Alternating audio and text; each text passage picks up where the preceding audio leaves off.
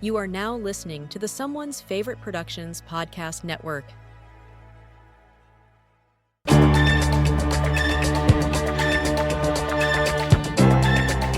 Welcome to the official Deaf Crocodile podcast. I am Ryan Verrill, and every month I am joined by the owners of Deaf Crocodile themselves, Craig Rogers and Dennis Bartok, as we share the stories behind the restorations, the acquisitions, and the special features behind these restored home video releases curated by Deaf Crocodile. Not only will you find episodes where we break down the announcements, but we will also be sharing audio commentaries from the home video releases themselves so that you can listen on the go. Proudly a part of the Someone's Favorite Productions podcast network.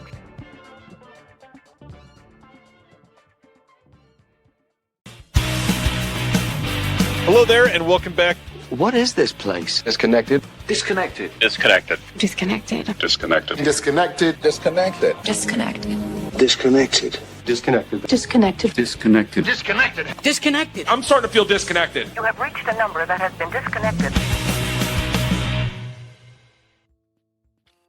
Hey all, and happy Thursday. Especially hello to my first-time guest on this show, Mr. Austin Proctor. Austin, how we doing? You know, life is crazy, but I am remaining as calm as I can, and it's nice to be here. Thank you for having me. So I'm very excited to talk all things movies, and yeah.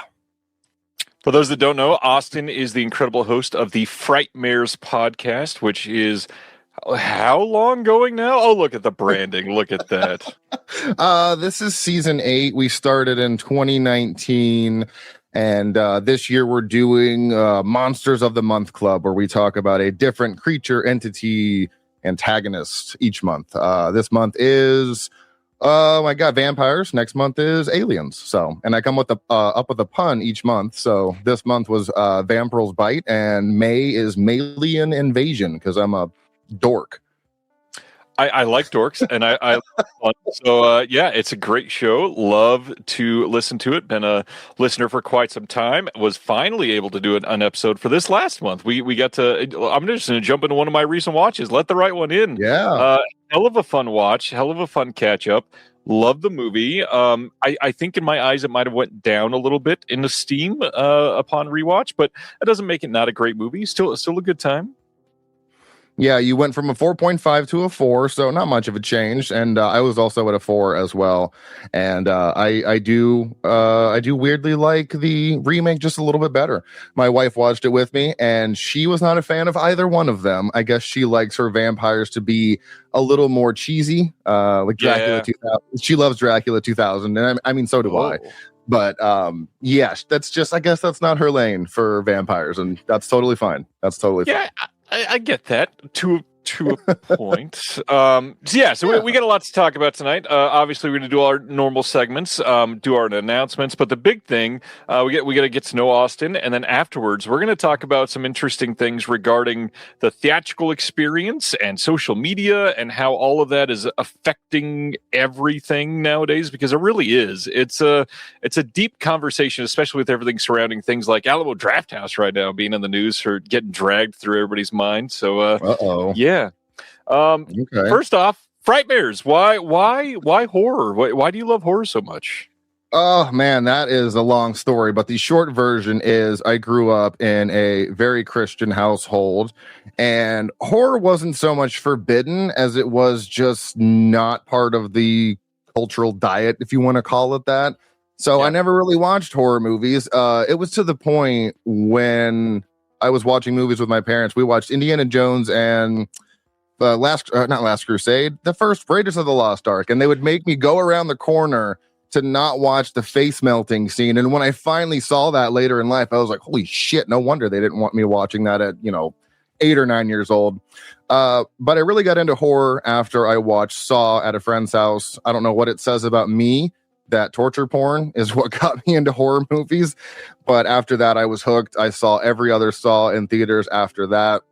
And then in my 20s, I started exploring with things. Found footage became a really big passion of mine, probably because I saw Cloverfield and Quarantine in the same year in theaters, and I really love those movies.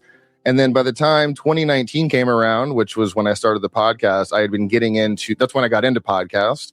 and I came across one called Shockwaves with Rebecca McKendry, Elric Kane, Ryan Turek, and one other guy I can't remember. And I really loved their show. And then I started exploring other ones, and I was like, I feel like I could do this. I'm passionate about horror. It's my favorite genre. It consumes most of my watching. So we started off. Those first episodes are very rough. I would not recommend going and listening to episodes 1 through 5. Just start in the hundreds. But the show has evolved and changed over time. Every year I try to do something a little bit different. And I feel like this year we've really honed it into, and I think it's going to should stay consistent now. It's just, we were all over the place for the first few years, but that's the shortened version.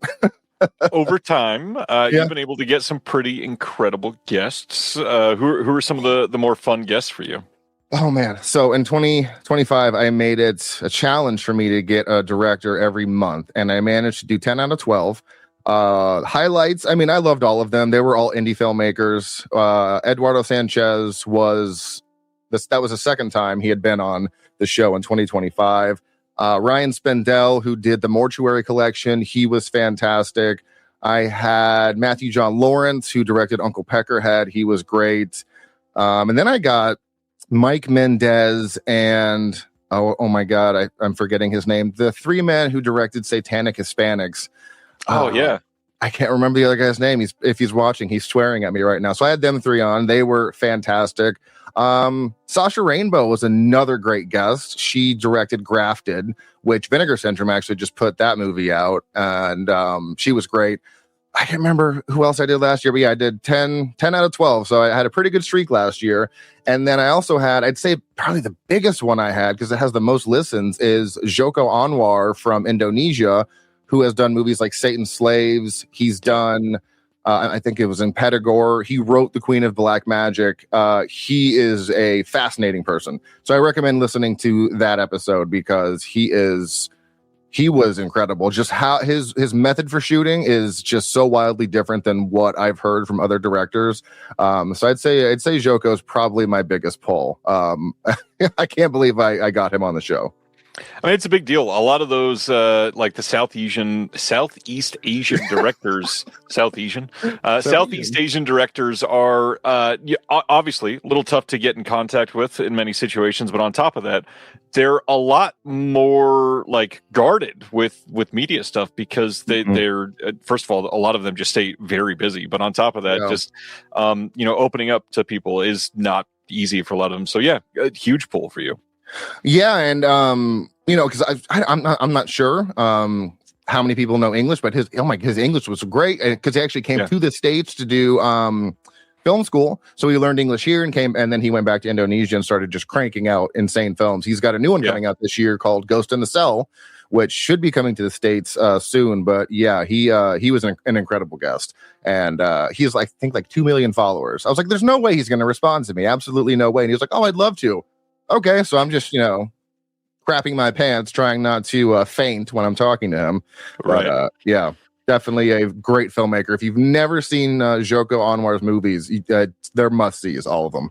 They're pretty great. One thing that we probably should touch on is, since we're talking about horror, the state of horror in 2026. Everybody always argues what is the current year in horror like for you, and we're about to be in one of the biggest 45-day periods of horror in the theaters in kind of a long time. How do you feel like the last couple of years have been for horror, in new horror at least?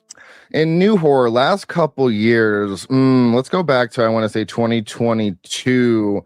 That was actually one of the greatest years, in my opinion, for horror, at least in the 2020s. My top 10 would be Barbarian. This one doesn't technically count because it was a short on Del Toro's Cabinet of Curiosities, but it's Panos Cosmatos, and I counted it, called The Viewing. Fresh, The Menu, X, Smile, Hellraiser, which I really liked. There's a Dutch film called Moloch, which was great, and then The Sadness. And then the Blackwell goes 7, but that's I'm the only person that likes that series. That was one of the greatest years for horror. Even last year, or 2023, was solid. When Evil Lurks, incredible film. I'm a huge fan of Evil Dead Rise. I know people are very split on that. It really worked for me. You had Infinity Pool. Godzilla -1, Talk to Me, Saw X, that was a great year. 2024, Joko Anwar, Grave Torture, that was my number one for that year. The Substance, I mean, you had so much good stuff. Even this year is shaping up, like you said, to be really, really good. Because as of right now, I keep track of my horror watches throughout the year. I've seen 40, 30, I don't know, 30 something films. And it's an interesting, because I've watched a lot of good and a lot of bad. So this year is kind of on both scales. But there's still a lot of great stuff that's come out this year, and still much more to come. Like Zach Kreger's Resident Evil apparently is happening this year, which I'm very excited for. So I think it's been pretty good the last few years, but I'm also easy to please. So, right. Take my stuff with a grain of salt here. You mentioned it. We got to discuss it. Kreger's Resident Evil trailer dropped today. This is going to be a big talking point for a lot of people that love these things. I know that if you are, we'll say, a purist about video game movies, it sounds like you're not going to love the storyline behind this, because it seems like it's not truly like an adaptation of the story, but maybe like a story set in that universe or in that time frame or something like that. However, how'd you feel about this teaser that they released? Oh, uncomfortable. It made me very anxious. I was like a minute and 43 seconds, and they only showed one character in the movie, Austin Abrams, who's the main star, and some of the most creepy imagery. There was a scene with that door where all of these arms popped out, and I was like, absolutely not. If that's the teaser, I can't even imagine what we're going to see in the movie. Even all those bodies falling from the buildings onto the cars. I was like, it feels like it's going to take the intensity of weapons and the WTF from Barbarian and mash them together into one. That's the vibe I'm getting, and I'm here for it. So I'll be in theaters day one. I feel like if you go back and look at the way that Kreger was able to get like the isolation of the town in Barbarian and like the immense, I feel very alone and very vulnerable. I think that's going to come into play a lot in this movie. Absolutely. Because he said it's going to be something that takes, like what you said, it's not really going to be an adaptation, but it's a story that could happen in a Resident Evil game, which I think is a safe place to do a horror, like to do that, because the Mia Jovovich ones I love. They're not necessarily the great movies, but they're fun popcorn flicks.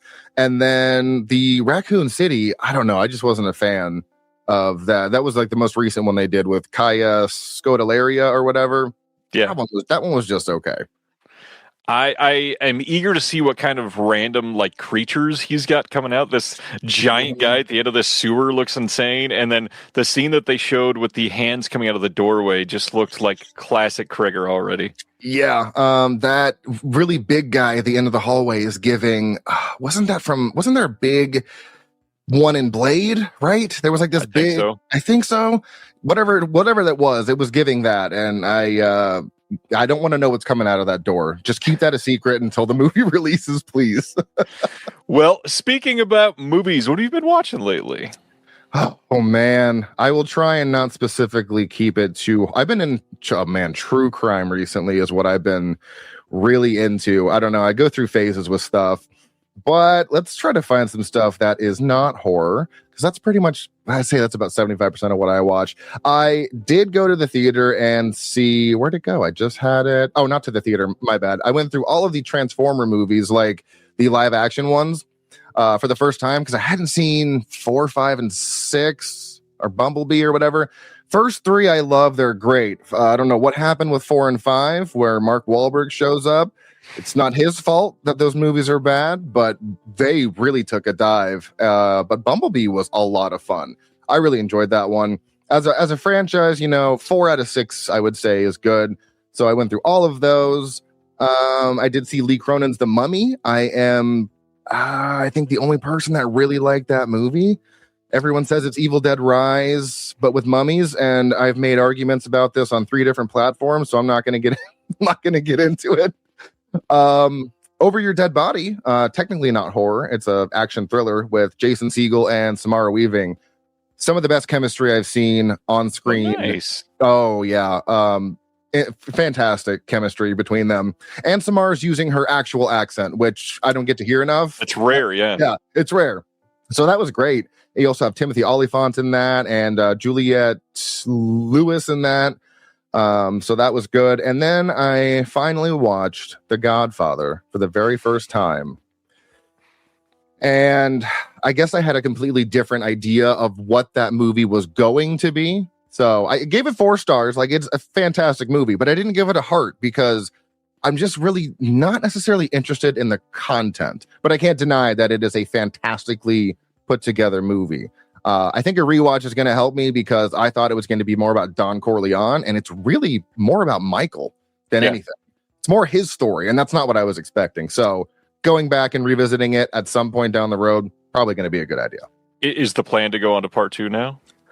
Yes, I'm halfway through part 2 because it's 3.5 hours. I am definitely interested in this one a little bit more now, because I know Michael's front and center, and, someone puts out a hit on him and it's like, who is this guy? Let's figure it out. So this one definitely is a little bit more interesting because it's like, all right, who's the rat? Because I know it's got to be someone close to him. It's not going to be some random stranger.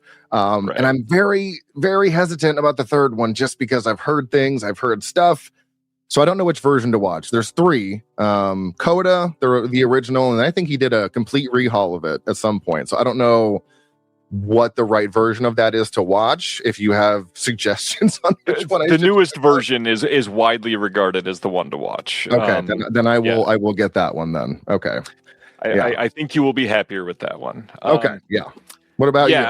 I've watched a few things. Let the Right One In is one that I've watched very recently, so I could talk with you. I've got a couple others for some other shows that I'll remain quiet on, and some other things that I remain quiet on. But one thing I'm excited about, which I don't get to do very often, I get to rewatch a movie this coming weekend in theaters, and I just wanted to give us a chance to talk about it so that people can get an opportunity to go to your show and hear us talk about it again. I'm seeing Hokum again on Saturday. You recently saw Hokum on the Screen Unseen through AMC. General thoughts? How do you feel about it?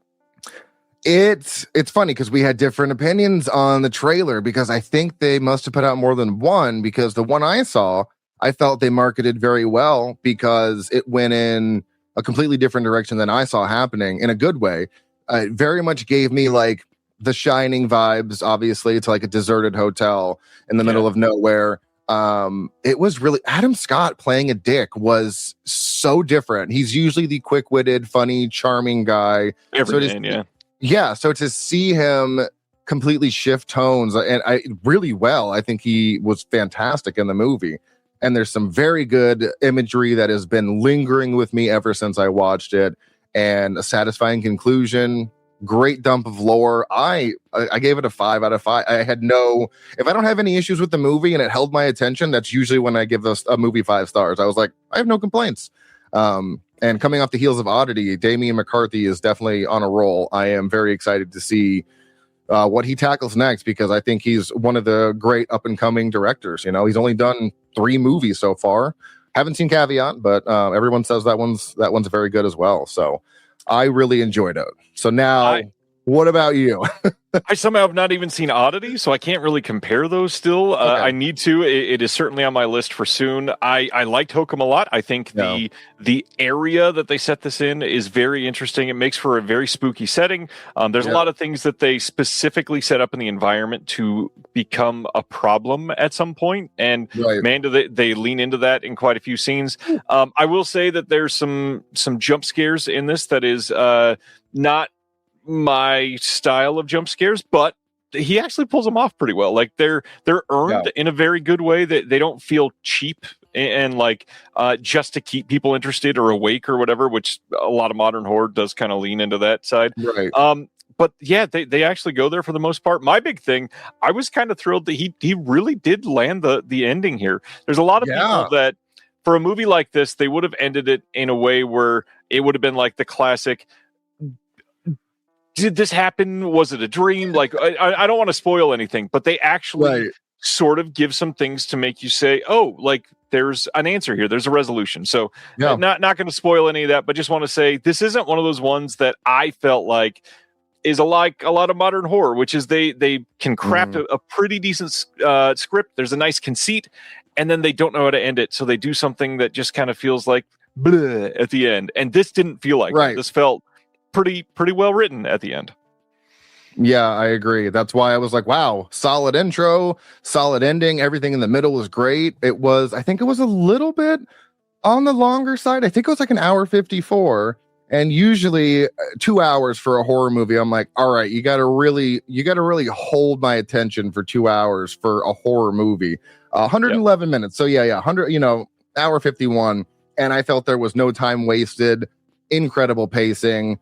There were some jump scares, but they did feel earned. They were not just for shock value. And there was the very subtle jump scares too, like with no sound. Like someone would just appear behind someone, and I was like, I don't like that at all. I was like, no, thank you. So yeah, it was. I knew I would like it, but I didn't expect to give it a 5-star. Honestly, I just figured it would be like a solid 4, but it was really good, very good. Yeah. And based on what you said, like genuinely, he is a filmmaker that I'm not just like eager to see what he does next, but kind of eager to see what other things he could break into. Because if he keeps the quality of this up, there's a lot that he could actually get done in a way that is innovative and fresh and very interesting as a fairly new filmmaker. Like 3 films deep, he's doing pretty great, it seems like. Yeah, I mean, there's a lot of, because I believe he is Irish, and there's a lot of folklore that, someone from the States doesn't know. I think that's why I find Southeast Asian films so enjoyable, because it's a lot of lore and a lot of culture that I don't know. So for me, I'm like, this is some brand new shit, But yeah, I'm very excited to see what he does next. Even Kreger too. I know he's doing Resident Evil, but that's technically an IP, so I'm very excited to see what both of these directors do next, because like I said, we have a lot of just great voices in horror right now, and I think we're in where horror feels like it's in good hands. And that's where I'll leave it. It's an exciting time. Excited to see what you watch next, which might be seen in your pickups. What have you been picking up on physical media? Let's see here. I have way too many things. So I recently got order from Lionsgate Limited. I have all of their Vestra online, and I just keep buying them. There's only like 32 or 30. What am I on? 38. Some of them are stuff I know, like Chopping Mall, Blood Diner, but the more recent ones are stuff I've never heard of. So we've got Mystery Team here. Love that movie. Never heard of it. Have no idea what it's about. Gonna go in blind to that. We have everyone that I've shown this to has said how great this movie is. And it's their first 4K, but we have The Substitute. Yep. I've heard is a great revenge movie or something. And then we have The Stoned Age. So 3 things I've never heard of, but I always love blind buying movies. And then recently I got a order from a buddy who always sells me Vinegar Syndrome stuff. And I don't even remember what I bought. So it'll be a surprise for you and me. Okay, so I have 2 Kinos, actually. First one is, I think these are 2 70s movies. We have Cannibal Apocalypse. Nice. Okay, this is 80. Then we have something called Fright from 1971. I read the descriptions on these, and I was like, ooh, these sound really fun. I've been wanting to get this one for a while because it's a good cheesy movie, but we have Spookies from Fun movie. Vinegar Syndrome. And then I didn't know what Reviver 2 was that Vinegar Syndrome put out, and I just thought it was a movie. So I went to look it up, and I was like, oh, it's 2 mystery titles. So he was actually selling Reviver 1, so I picked that up from him. So now I have both of those. And then I think I double dipped because I'm pretty sure I already have this one. We have Shriek of the Mutilated. So that's my Vinegar Syndrome stuff. And then I have 3 titles from AV Entertainment. They send me 3 movies a month. Well, I get to pick 3 different movies a month. So I went with White Zombie from Film Masters. Nice. 1932. It's the first iteration of Zombies, which is fun. Bela Lugosi's in that. Film Masters does incredible restorations of very old films.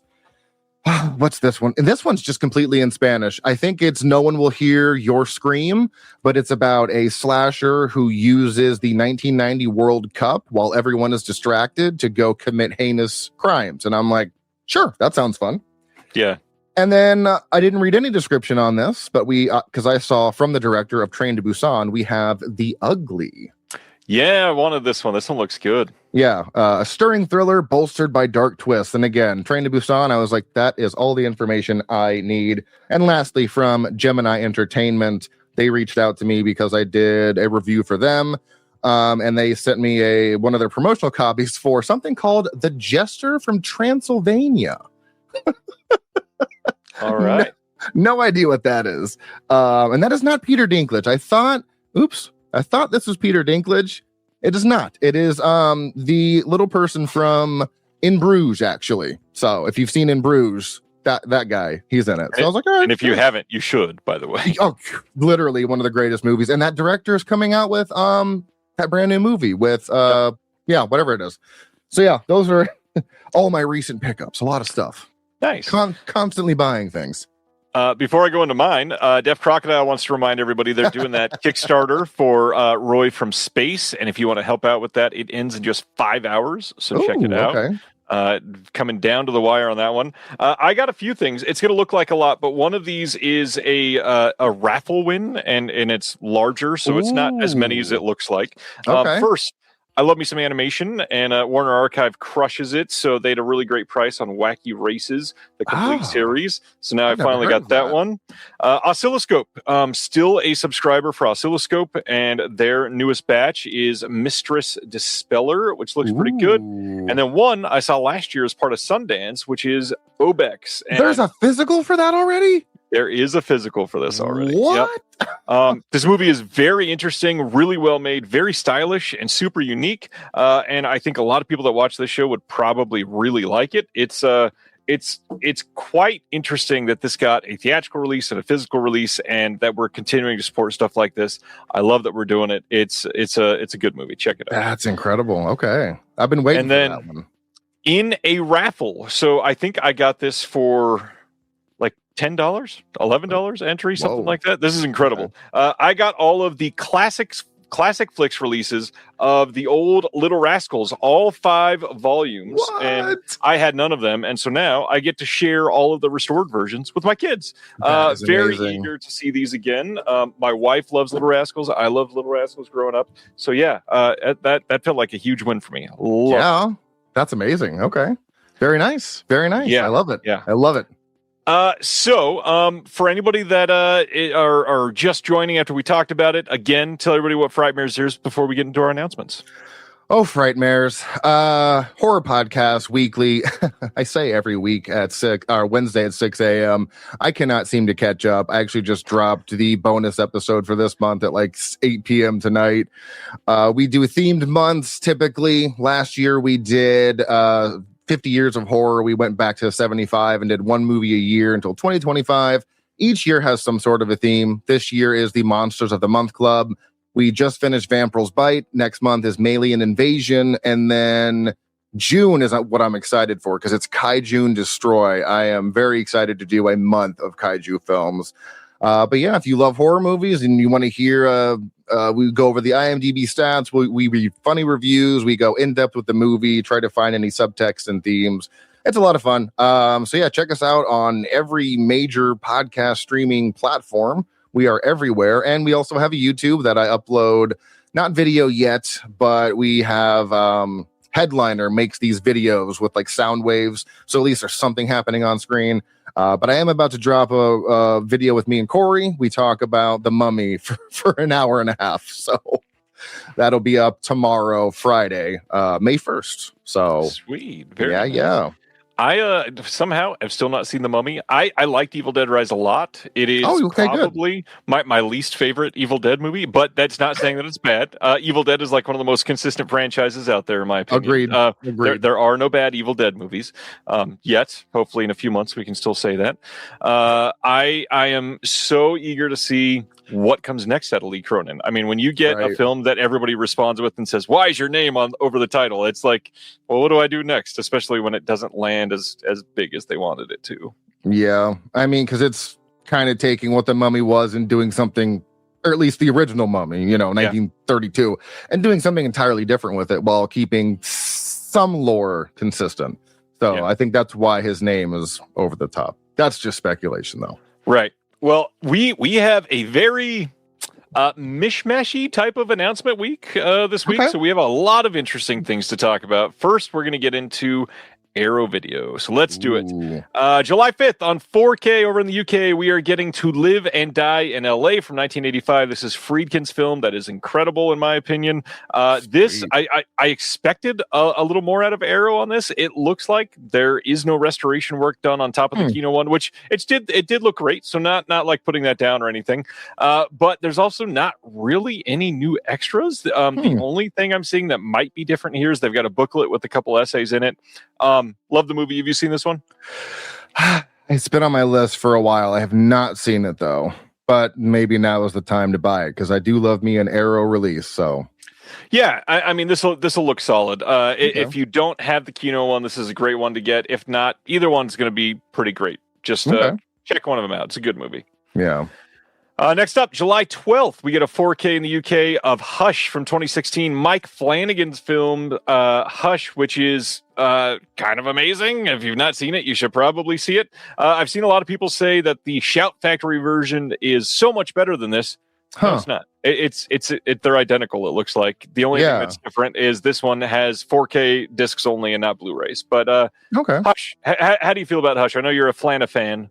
Flana fan. I love Hush. I think this is one. Ouija Origin of Evil might have been the first one, but I remember seeing this one on Netflix because it was a Netflix original, and then they just removed it for whatever reason, and I couldn't watch it. But I think this is a great isolated game of cat and mouse. I mean, there's really two people in the movie. Kate Siegel is just amazing as always. And fun fact for anybody out there, the book she's writing in this movie is Midnight Mass, which Flanagan would later do a miniseries of. So there's a little Flanaverse stuff going on in there. Well, let's just keep the Flana puns going all night. I love it. Hush is great. I think this movie is really well made. It is absolutely worth watching if you've never seen it. Especially the shush cut. Yeah, I agree there fully. Yeah. This one's interesting because this announcement is already wrong. So we got to update something.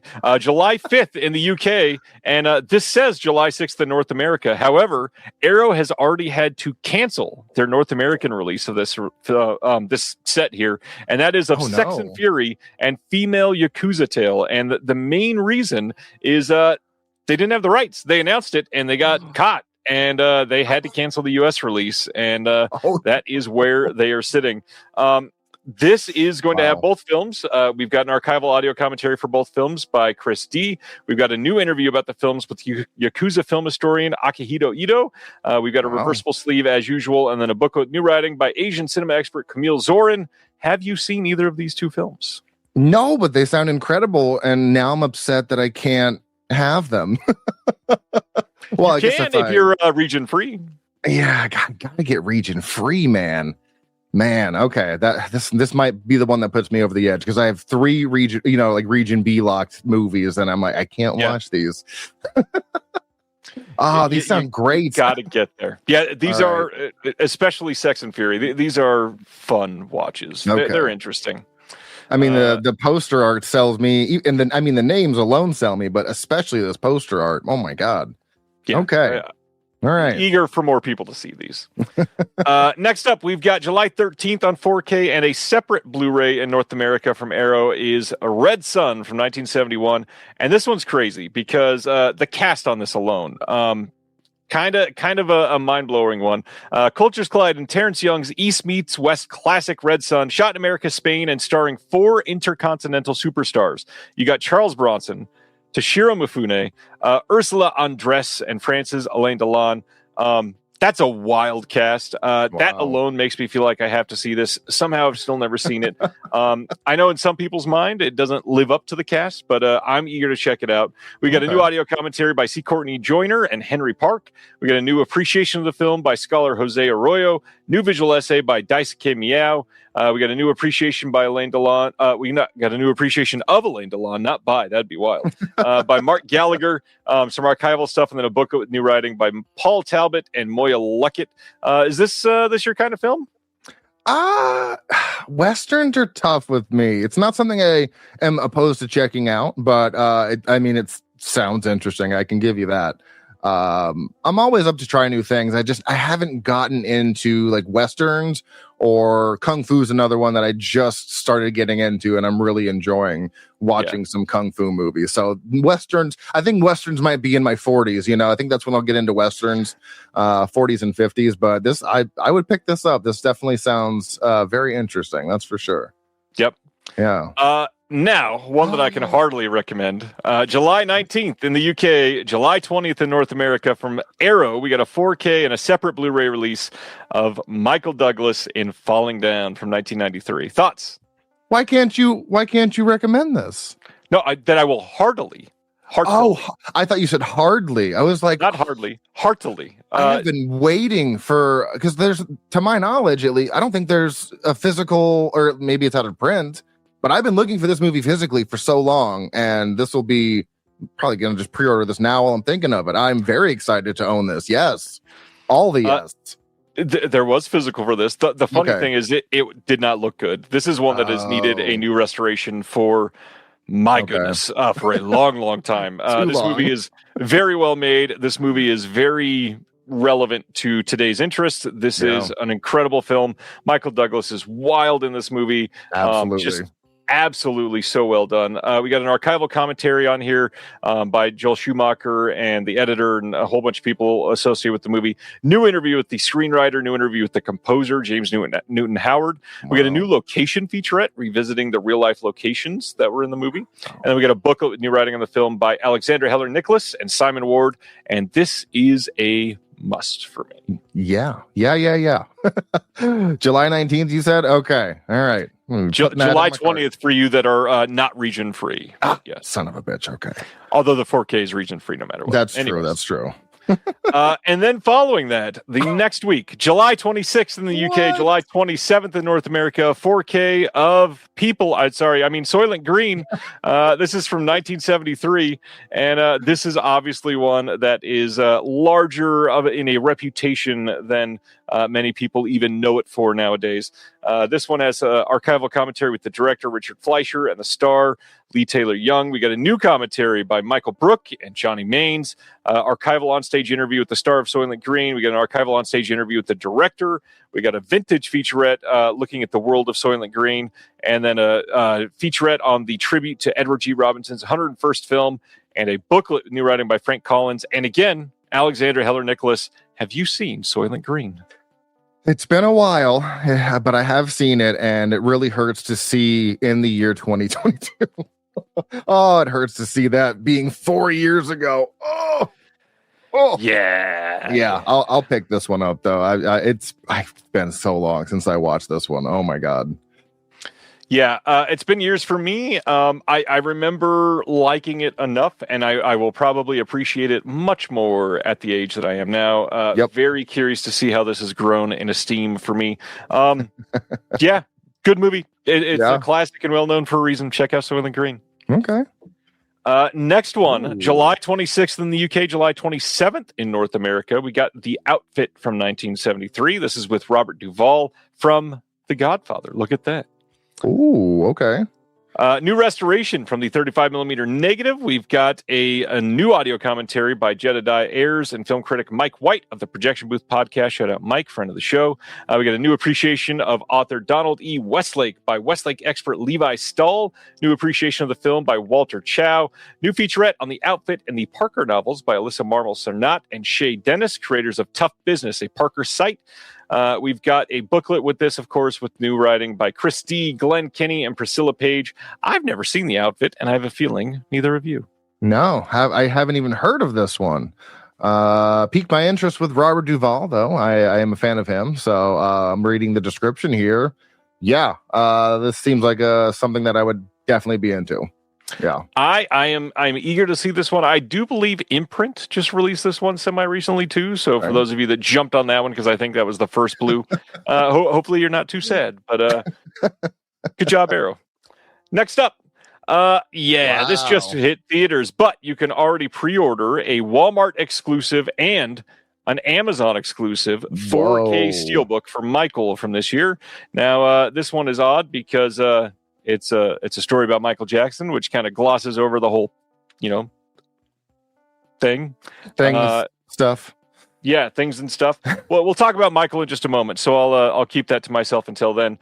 Did you get to see Exit 8 this year? Oh, dude, I saw that in theater. I double featured that with The Hunting of Matthew Nichols. I haven't played the game, but I know what the game is. This was incredible. It was. I could not believe that they were able to fill 90 minutes with one hallway. It was nuts. It was good, and I'm only in the UK though.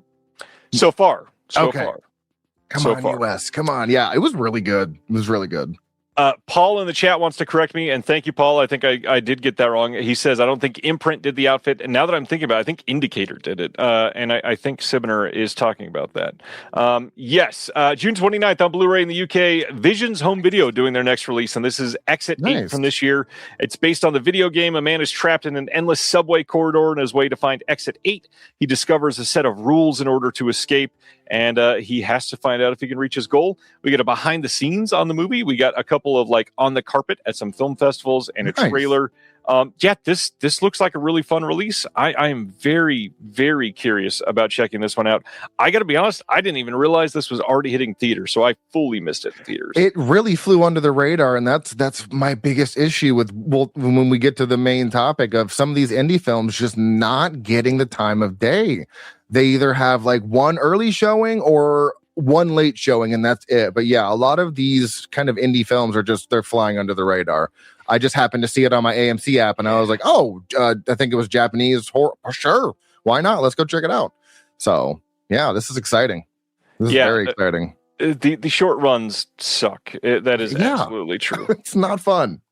All right. Next up, more Michael, like I said. So also you can already pre-order Michael as a Lionsgate limited site exclusive. This gets you a 4K, but the big thing is this gets you some Lionsgate limited stuff and lots of bonus features on here, more than enough. And now you've already got 3 different releases of this film, which is kind of wild, and all in the US. That's too many. On top of the fact that, the whole pedophilia thing, sure, he was a great musician, but good God, like the amount of worship this film has gotten is crazy. It's a music biopic. We already did it. Walk Hard is the last one. We don't need to do any more after the Dewey Cox story. That's enough. I think that's the best point I've ever heard. I mean, we did it. It's done. Dewey Cox is a masterpiece, and we're never going to do better than that. That's 100% agree with that statement. So let's leave that announcement in the past. All right. So I'm very curious to check this one out. July 7th, we're getting a Blu-ray from Altered Innocence of The School Duel from 2024. Now, this sounds crazy. When Florida legalizes televised student death matches, a 13-year-old signs up only to see the nightmare behind the propaganda. That sounds great. And the head that you recognize most on this poster might even be Oscar from The Office. But wait, it goes on to say, in a near future where gun control has been abolished in Florida, it's never going to happen. I live here. It's never going to happen. Even better is Oscar is Florida's governor. That's never going to happen either. Oh, wow. I haven't even heard of this. Did this even go to theaters? Very few, but it did. Okay. A few. Wow. I mean, the fact that all of this is taking place in Florida, it's so on the, this would happen in my state. It's nuts down here. Don't come to Florida. It's horrible here. Well, Joel is saying Arrow's the first one to release the outfit, so now I'm double wrong. I could have sworn somebody just did it on Blu-ray. Thanks, Joel. So extras on The School Duel. We got a behind-the-scenes featurette interview with the director. We got a short film on here called 6 Stars, and then some trailers. Love me some Altered Innocence. This looks great. Very curious to check this out. I am into movies like this. All right. This is a big one. June 24th, Imprint is releasing a mix of 4K and Blu-ray in a box set, and this is called The Cinema of King Hu. This covers from 1965 to 1973. Pre-orders for this are not open until May 12th, but then you will be able to pick this up. This has a lot of movies in this. So we've got Sons of Good Earth, Come Drink With Me, Dragon Inn, Four Moods, A Touch of Zen, and The Fate of Lee Khan. Come Drink With Me, Dragon Inn, and A Touch of Zen are the ones on this that are on 4K. Everything else is Blu-ray only, so you're sitting at half and half, 3 on 4K, 3 on Blu-ray. Sure. 10-disc release for this one. This is a crazy looking set. We've got a 100-page hardcover booklet with new essays from Ryan Swen, Tom Cunliffe, and Tony Williams, all in a lidded hard box, as all of the imprint releases always are. Brand new extras on some of these. Let's see. We got a new audio commentary by Camille Zorin. We got a new interview with the academic and author Victor Fan. More new extras on some of these other films, like Tony Raines speaking on them. There is a lot here. Have you seen any King Hu films? I'm sure not. No, I don't think. Although Come Drink With Me is ringing a bell, but I don't know if I'm confusing it with something else. I think I might be confusing it with I Drink Your Blood, honestly. Which is not even close to the same thing. Very different movies. That is correct. But this sounds very interesting. Okay. Come Drink With Me is quite influential. So if you are into discovering more about martial arts, it would be a really great first one to watch. And it's not necessarily martial arts. It's more wuxia and stuff. But you know what? I know why this sounds familiar. When I was doing a podcast with Michael, he gave me a list of Kung Fu recommendations. There it is. Come Drink With Me. That's why I know the name. Thank you. Shout out, Michael. Shameless Picture Show. Okay. Yes. All right. Good looking stuff. Check it out. Definitely. God, it is such a long set. I had to put this on like 8 different Instagram posts. All right. Here is another very interesting one to cover, because this is a brand new thing coming in June or July-ish in Poland. From a brand new boutique home video label called Secondhand Video is a movie called Hydro Riddle from 1971. This is a classic Polish film. And it says, during the heat wave in Warsaw, the water disappears inexplicably. Professor Mitsarek is working on solving this mystery, calling for help from an unaffiliated superhero. And his name is Az, or Nowak. Az is a parody of American superheroes. During the day, he is a calm engineer, and if necessary, he turns into a law enforcement officer, giving questions about health and safety or alcohol as the biggest poison known to man.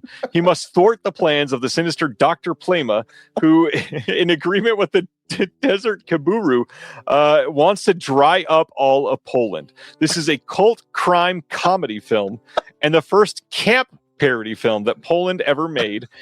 This is going to have an HD transfer. That's a brand new restoration.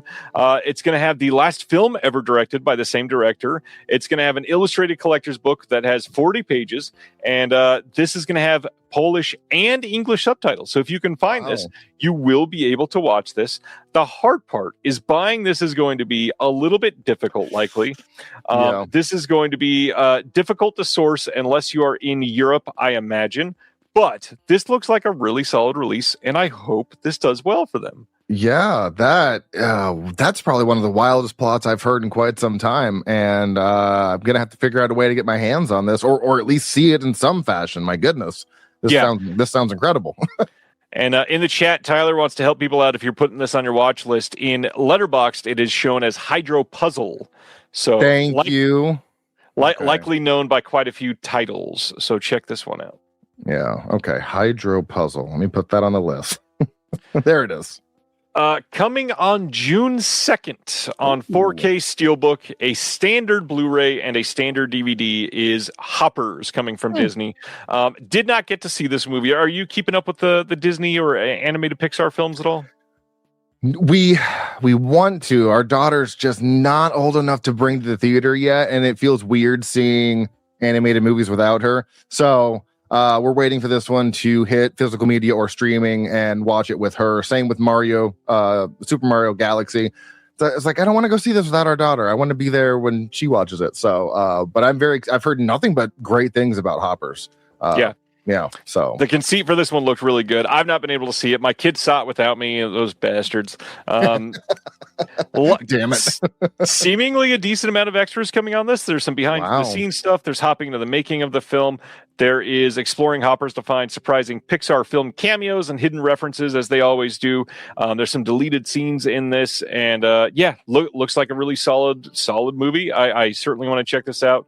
That being said, the pre-orders for this have started going up in the last 24 hours already. Nice. Walmart pre-orders for this sold out within an hour.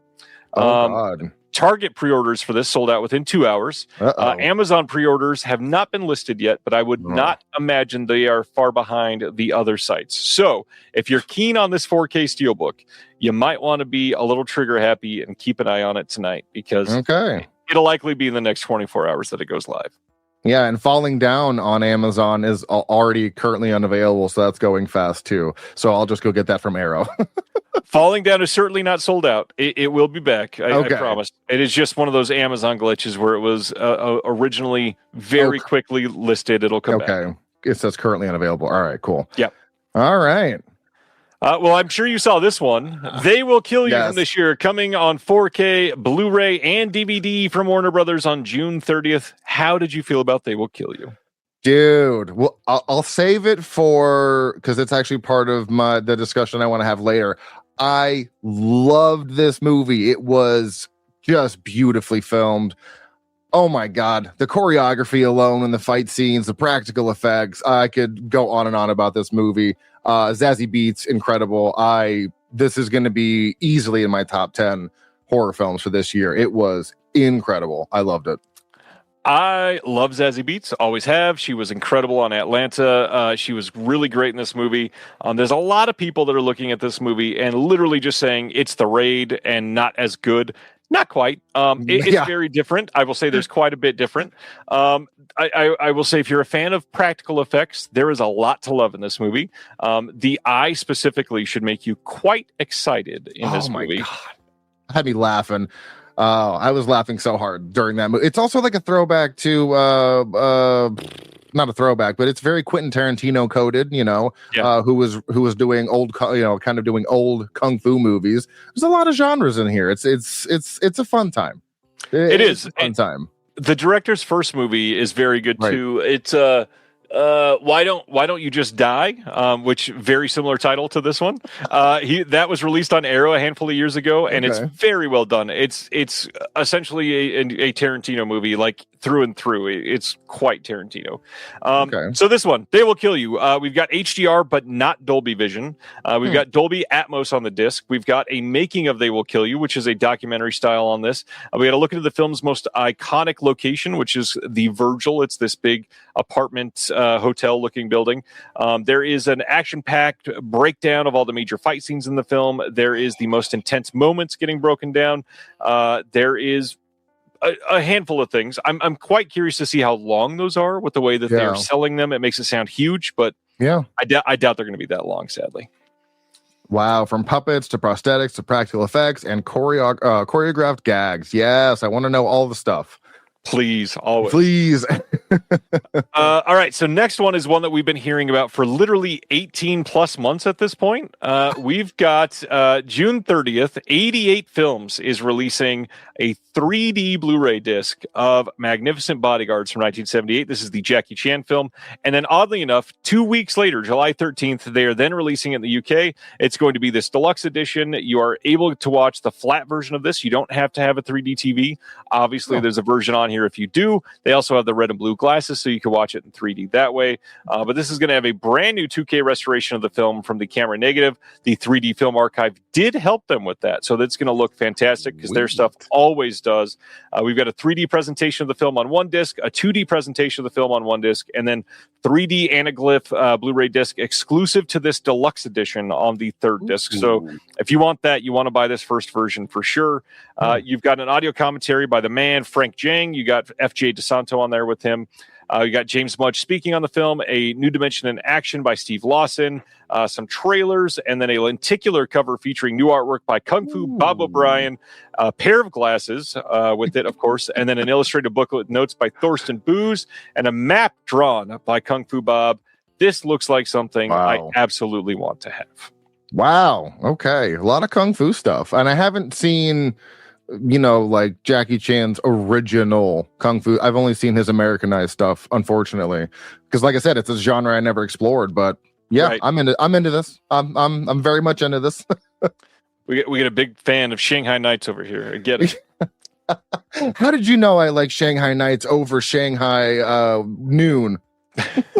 So much more you dredge up the title. It's coming soon. We get a 4K from Kino Lorber of Rio Lobo. This is the John Wayne film from 1970. And I got to admit, this is a hell of a great poster. Even though I don't love John Wayne, this poster makes me kind of want to see it. This will have a brand new HDR Dolby Vision Master on the film. This one also has Jennifer O'Neill, Jack Elam, Jorge Rivero, Christopher Mitchum. This one is, of course, produced and directed by Howard Hawks. John Wayne, you're not a huge Western guy. Have you seen anything with John Wayne? Settlers, I think, was the only thing I've seen by him. Right? The Settlers, right? That's Sure. him, I think. Maybe. Maybe. I've seen one. I can't remember what it is. I know I've seen one, though. But I do see music by Jerry Goldsmith, and that makes me very excited because he is a fantastic composer. That alone sells me on this one. I am going to piss off 17 people in the chat and say, hey, you've seen one John Wayne? You've seen enough. All right. Coming this July on Blu-ray from Kino Lorber is already Brit Noir Collection number 3. This has The Man Upstairs from 1958, Nowhere to Go from 1959, and Payroll from 1961. We don't know anything else about the films yet other than David Del Val did a commentary on one of them. Don't know which one, but yeah. All right. Haven't heard of any of these, but yeah. Is this Kino Lorber? Okay, in the U.S. Okay. I'll have to keep an eye out for that one. Yep. Oh, all right. And they are pumping these out. The first one has not even been released yet, and they've already announced collection number 3. That's kind of wild. Good Lord. Okay. All right. Hey, I was just on a new episode of the One Track Mind podcast, who's from our podcast network, Someone's Favorite Productions. And this was a kind of special episode for me. We talked about This is Spinal Tap.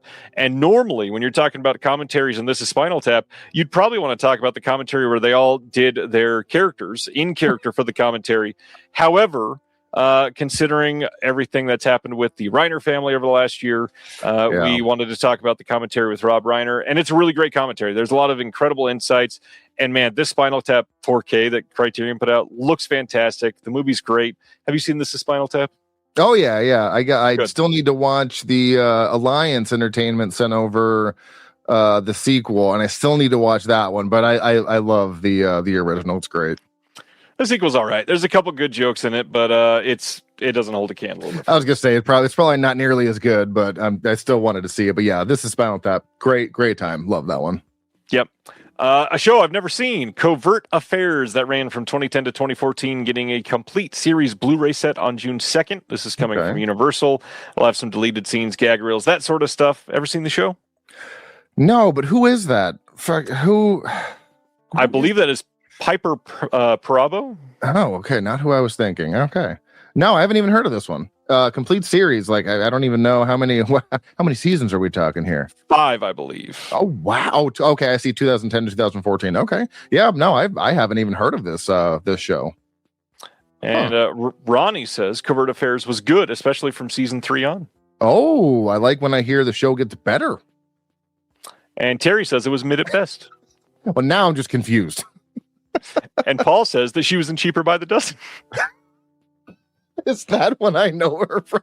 Oh my god. Okay.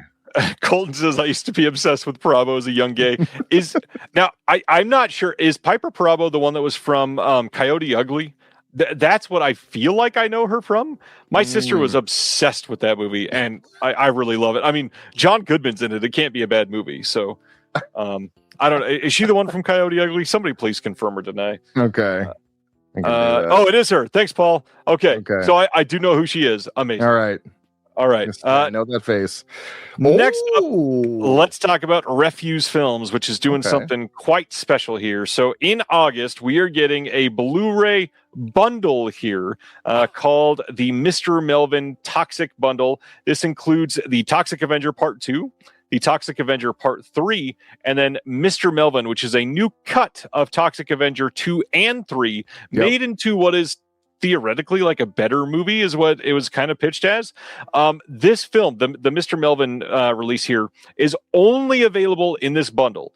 Now, they are selling Toxic Avenger Part 2 and 3 separately, and we're going to talk about those in just a minute. But this one specifically, if you want Mr. Melvin, you got to get it in this bundle.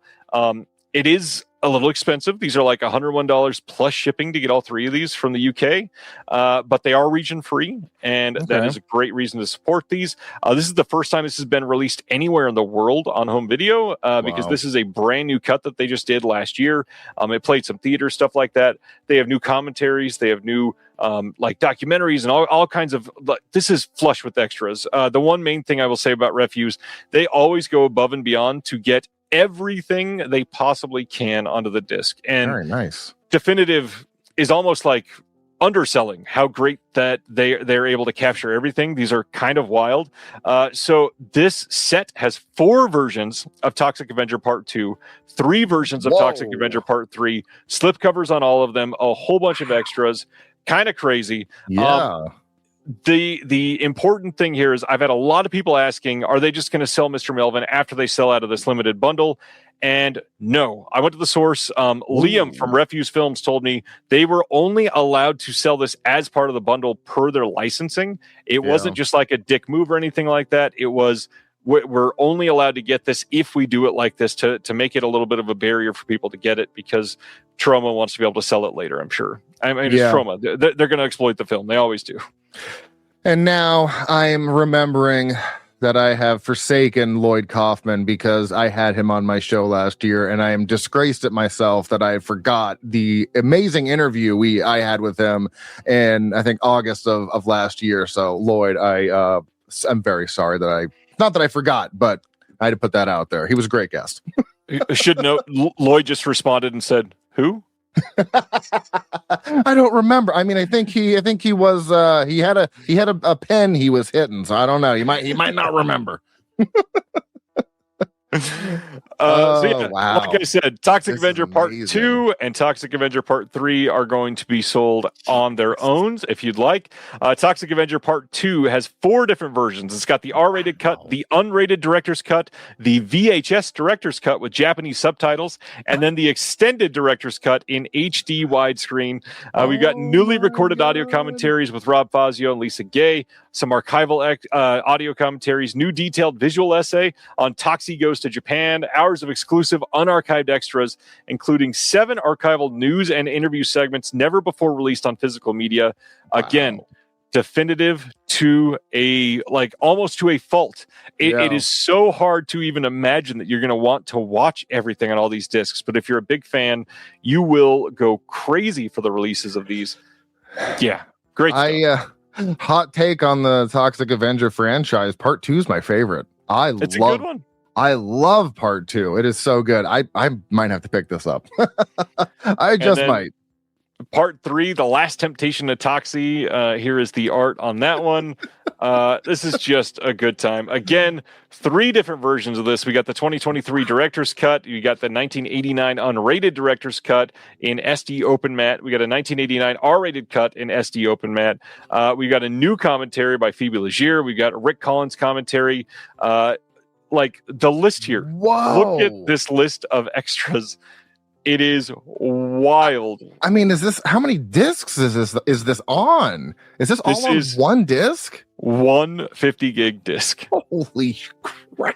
Well, and to be fair, a lot of the stuff could only be like 4 minutes, and that's it. And it makes a whole line item. Man. However, it's like literally everything ever associated with the film. And if you're looking to get all of it, this is kind of the way to go. And it's a huge franchise that just got a brand new remake. That's great. Wow. I mean, it doesn't get better than that. It's hard to even imagine. What is I see 2015 Rabid Grannies on Blu-ray. Is that just like the announcement for it or something? That's so or is it the entire movie? Because how crazy would that be? It's probably an associated featurette that they did. Yes. Wow, that is a massive list of features. That's crazy. Yeah, it is absolutely insane. Excellent. All right. I'm very curious. I was going to ask you if you had seen this one. So June 30th, reading a Blu-ray release from Shudder and RLJE of Night Patrol from last year. No extras on this one, but the big thing is it's Justin Long carrying on his Scream King title. Did you get to see Night Patrol? It just dropped on Shudder, I want to say, and it's on my list to watch this weekend. I have not seen it, but Justin Long, horror movies, I'm not... I'm afraid for him. He doesn't have a great track record in horror movies, but I will watch it because it is streaming on Shudder. I thought this was this. I didn't realize it was 2025. I thought it just dropped this year. Maybe it had like a theatrical last year. Okay, it played festivals and then probably some theatrical. Yeah, so it's on my list. But yeah, I mean, Justin Long in horror movies, I'm in. Wait, is this a vampire movie? It says an LAPD officer must put aside his differences with the area's street gangs when he discovers a local police task force is harboring a horrific secret that endangers the residents of the housing projects he grew up in. Okay. Is it vampires? It could be. I see defang the police, so okay. Well, and look at the skull, too. Yeah, okay. I didn't... If it's vampires, man, it's... I got to watch that immediately then. Okay. It's the last night of Vampiril. I know! Look at that plug. Yeah, look at that plug. I love it. Bringing it back. Speaking of plugs, look at that transition. Last night on this channel, me and Billy Ray Bruton did a long stream on Antenna. What we are doing, plans for the rest of the year, dropped some teases, talked about our mission, our ethos, current state of the film industry, shared some things that a lot of people are probably not even fully grasping is happening. If you've missed this, I would like to suggest that you go back and watch it. I think there's some really good information here, and I would hope that this would encourage you to seek out ethical distributors, and hopefully that means you'd like to seek us out. One of the things that we're looking for is possibly some people to help us behind the scenes, and if you're interested, again, go give it a watch. About 40 minutes in, we start talking about what we could really use some help with. And if that's you and you're looking to help and you want to get involved with me in any way, info@antennareleasing.com. We'd love to hear from you. We're going to be reaching out and doing some outreach next week to get some like small teams built where people can work together to help fulfill some missions for us. We appreciate that greatly. Okay. Nice. All right. Next up, good luck, have fun, don't die. Coming to 4K Blu-ray and DVD in the UK on June 1st from Entertainment and Video. I have yet to see this, but I'm dying to see it. Did you get to see this? Oh yeah, me and the wife went to the theaters to see this one. We had, I think my mom watched the kiddo, and we went to go see this one because it's Gore Verbinski's first movie in 10 years. Yeah. So, and it was absolutely incredible. I think my review for this one, because every now and again I put out a stupid quippy review on it, and I said, Gore Verbinski coming back after a 10-year hiatus from directing to shit all over everything wrong with the U.S. is so based. I love this man. It was a great social commentary on just everything. And, oh my God, main star. I can't believe I'm... Sam Rockwell. Amazing. He was amazing. He was fantastic as this crazy homeless guy. Great aesthetics, great practical effects. I think I gave it a 4.5 out of 5. Absolutely just unreal. Good stuff. My question is, when is Sam Rockwell not amazing? Right. I mean, that's the thing. He, ever since I saw him way back when it was Charlie's Angels dancing around in that scene, I was like, this man's just, he's a rock star. And he's just kept that level of consistency. So yeah, it's this is a good time. If you haven't seen it, highly recommend. Great cast too. Michael Pena's in this, Zazie Beetz, good stuff. I'm glad Gore Verbinski's back. I hope after this he is here to stay because he's always been kind of great. I mean, there's no arguing with that first Pirates of the Caribbean movie. I mean, and he's done Rango, animated film. He's done the Ring, a horror movie. Action I mean, the man has done almost every genre he can and does it very well. So he needs to keep coming back and stay around because I miss his movies. Agreed. Next up, one that I just heard of for the first time. We got a Blu-ray and DVD coming in the UK from Studio Canal of California Schemin'. This one may be most notable because it's directed by James McAvoy. Interesting. This is based on the outrageous true story. James McAvoy's directorial debut follows two Scottish lads who convince the music industry that they are an established Californian hip-hop duo called Syllabi and Brains, I think is what how they're pronouncing that. They bag a record deal and appear on MTV before their scam begins to unravel, testing their friendship to its limits. This sounds freaking fun. No, this sounds great. Yeah. So 2025, James McAvoy's directorial debut. I'm in. I am definitely in for this. Okay. Dying to see this now. Yeah. Another UK one, May 25th on Blu-ray and DVD. We've got a release of Waste Man from last year. This is coming from Lionsgate. The big star of this one is David Johnson, who was big in The Long Walk this last year. He was an incredible actor in that. This says Taylor is branded a waste man by society, his family, and even in prison. In a world of drugs, parties, gangs, and violence, so far he's managed to keep out of trouble. However, with the arrival of new cellmate D, the chance to make early parole and get his life back are put in jeopardy. Dee takes a shine to Taylor and helps him reconnect with the son he's never met, giving Taylor the chance to be a dad. But behind bars, there's nothing. Behind bars, nothing comes for free. And with Dee's ambition to rise up and run the prison as top boy, he's not only risking Taylor's parole, he's also risking their lives. Wow. Okay. Isn't David Johnson also? He was in Alien Romulus, right? Correct. Sold. He was sold. the android. Yeah, sold then, because he's 2 for 2 in my eyes. I would absolutely check this out. Yeah. Yeah. I would say cast him in everything because he is amazing. Yeah. Yeah. Okay. Very nice. All right. Next up, we talked about this one recently, and I'm kind of curious to see if you had seen this.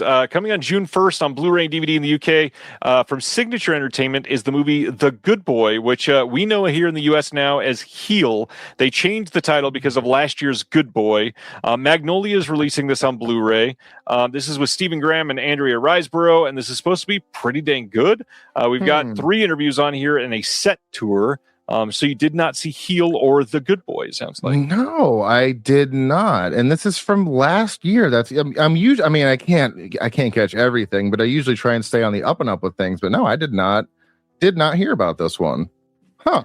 Yeah, it looks and sounds pretty dang good. Very curious about this one. Oh wow, it's got a 3.5 out of 5 on Letterboxd, and it is okay. It's rentable on Plex. I might add that to the watch list. Okay, nice. Very nice. Busy night for Austin's watch list. Oh my God. Coming on July 7th, we got a Blu-ray and DVD from Alliance of Dead Man's Wire. This came out, depending on where you are, either late last year or early this year. This is with pretty great cast. It's Gus Van Zant's directing. We got Bill Skarsgård, Al Pacino, Coleman Domingo, Carrie Ellis, and Dacre Montgomery. Did you get to see this one? No, but I was sold just with Skarsgård, and then you mentioned 3 other names, and it just kept getting better. I did not see this one, but if it's with Alliance, I'm sure I honestly might have a copy of it. I have 3 packages from Alliance down here I need to open. It doesn't come out till July 7th. You don't. Oh, okay. So then I'll probably get it in July. But no, I'm into this as well. These are a lot of interesting releases I haven't heard of. The movie's good. It's not great. Okay. I liked it. The acting is pretty good. Dacre Montgomery is really awkwardly cast in this one, and he looks a little weird. Okay. But the story's solid. It's based on a true story, and it sounds like for a lot of people the big holdup is that they got a lot of the actual facts. I won't say they got it wrong. They probably just straight changed them for the film. Oh, okay. Wow. I'm sure they knew what the facts are, but yes, it's a slightly different story. Looks good, well acted. Bill Skarsgård, kind of always amazing too. Yeah, facts. Big facts. Next up, A Strange Journey, the story of Rocky Horror, getting a Blu-ray and DVD release here from Alliance. This is coming July 7th, and I've heard this is great. Love Rocky Horror. Can't wait to get this. Any thoughts? Yeah, I mean, I'll buy this. Me and my wife did an episode on this a couple years back, and we love it. I thought that was my first time seeing it. It was about 2 years ago, and it was I was actually just in a really bad mood that day, and I didn't want to watch it. I was like, and then I actually ended up being in such a better mood. Like, this movie brought me out of my like anger and sadness, and I was like, all right, this movie is going to be something I watch every year. So I will watch the story behind all of this. I'm a very big fan of the movie. So, yeah, cannot wait for that. Yes. Yes. I'm so glad that we get to talk about this. June 23rd, Kino is putting out a Blu-ray of Major Pain from 1995. Now, this is the Damon Wayans film, Major Pain. The big thing here for a lot of people, this has a brand new 4K scan of the OCN. That's a brand new master, and they're only releasing it on Blu-ray. And people are up in arms. The reality is this was not going to sell huge for them. The production cost alone is probably keeping that away. This has a new commentary on this by the Shape himself, Michael Myers, Nick Castle, who directed this film. Yes, he moderated did. by Douglas Hogsdale. Tell me how you feel about Major Pain, and then I'm going to go into a little bit of a diatribe. Okay, yeah, sure. Oh man, I mean, I saw this as a young lad and always loved it. The voice he's doing is hilarious. The comedy still hits. I mean, I think I still have it on DVD, honestly. So this would be a great upgrade. And you know, comedies I don't need to be in 4K. I don't need a 4K of Major Pain. If I have a Blu-ray, that's fine. But I love this movie, and this will be day one purchase for me. Because yeah, I used to watch this frequently as a child. It was one of my favorites, and I mean, still is. I just haven't watched it in a while. So my wife and I, we dated in 2002 for the very first time. Valentine's Day 2002. My wife was. She was 12 years old at my house with me, and we watched in my bedroom together for the very first movie together, Major Pain. And my God, I am buying this Blu-ray day one and showing my wife, making my kids sit through I'm going to put my foot in your ass and everything else. Like everything about this is so not PC, and I love it. This movie is not good, but it will be a blast to rewatch. I mean, the amount of quotes that I still think about all the time, like, if he's still in there, he ain't happy. It is so much of my life. Oh, great. I love this. It is, I don't know. What else do I say? What was his friend's name from the war? He's like, I can't feel my legs. And I looked down and said, you ain't got no legs. And I looked down and they were kicking in the air real fast. Oh my God, this movie's great. I can't do the voice that great, but man, this movie's so goddamn funny. Yeah, day one purchase. Absolutely. This will be fun. Yes. And my kids will quote it in very inappropriate ways, I bet. All right. June 16th, Kino Lorber is putting out a Blu-ray of A Man Could Get Killed from 1966. This one is a big title because for a lot of people, this is known for having the introduction for Strangers in the Night by Frank Sinatra, which supposedly that's one of the main reasons why this is the first time it's ever been released on Blu-ray, was the music behind that. We get a new commentary on here by Steve Mitchell and Troy Howarth, another new commentary by mystery writer and filmmaker Max Allan Collins, with Serial at Midnight's Heath Holland also at the helm on that one. I'm sure that you've never seen A Man Could Get Killed. Any thoughts on James Garner or Frank Sinatra? I'm a big Frank Sinatra guy. I do crank on one of his albums every now and again. I go through jazz phases every so often. So yeah, I mean, everything that I haven't heard of tonight is piquing my interest, and my watch list. I'm never going to get to everything on my watch list, but it is growing by the literal second here. So yeah, but I obviously will probably buy a lot of these physically. Got to support physical media. More Kino on the way. On June 16th, we get a Blu-ray coming of Sidney Poitier's The Lost Man from 1969. This is a new HD master from a 4K scan of the OCN. The iconic Sidney Poitier in the heat of the night and all of that stuff stars in this gripping 1969 drama of street-style crime and justice. We get a new commentary by Julie Kurgo and Peter Henkoff. There's also a trailer on here. Seen any Poitier films? No, I don't think so. In the heat of the night, you should see In the Heat of the Night, or Guess Who's Coming to Dinner. Okay, yeah, it doesn't ring a bell, and I'm realizing that I really need to expand my scope of movies because all the stuff that I haven't heard of, I feel embarrassed that I haven't heard of this stuff. My goodness, no reason to feel embarrassed. You can put them on your shame list. Yes. Shout out, Michael. There you go. Boom. Shameless plug right there. I love it. More for your martial arts list. To June 24th, we've got another mixture of 4K and Blu-ray from Imprint of the Swordsman collection. Now, this is the second time that this has been announced coming just like this, because Shout also did theirs for the US, where the first film was 4K, parts 2 and 3 are Blu-ray only. So feel like something has to be going on with the elements on part 2 and 3. They would have done 4K if they could have, especially Right. most people think part 2 is the best of these 3. So I have a feeling when Arrow announces theirs, it will likely be exactly the same. This looks like a really fun set. Obviously, if you're in the US, the cheapest way to get this is probably going to be Shout or Arrow. But just give it time. Arrow will announce theirs eventually. This looks pretty good. We've got new essays from Sean Gilman, Camille Zorin in a book on this that was not in the US release of this. So if you're super keen on this or you love steelbooks, this will be a steelbook house in this hard box. We haven't talked about this. Are you a big steelbook person? I usually only get steel if they're like, there's a lot of times where sometimes it's what was the one that was only on steelbook recently that I bought? They didn't release a regular 4K. Oh, the Bone Temple. There was no regular 4K release. They only did a 4K, well, at least in the US. They did a 4K steelbook, and I'm like, I guess I have to buy that because I want it on 4K. But typically, I save 4Ks for either really, really good artwork or movies that I really enjoy. I have probably maybe 40 or 50. So it's not something I'm always... I mean, really, when Best Buy went away, I stopped buying so many steelbooks because they were the easiest place to get them in my hand, physically, instead of, because I'm always really hesitant about buying them online because they come dented and all that stuff. So I like them, and like I said, I try to save them for movies I really enjoy and someone that will package them nicely, not Amazon. I never trust them anymore. I mean, wise for many reasons. Very wise. I mean, not only the ethics. They cannot be trusted to ship a damn thing properly.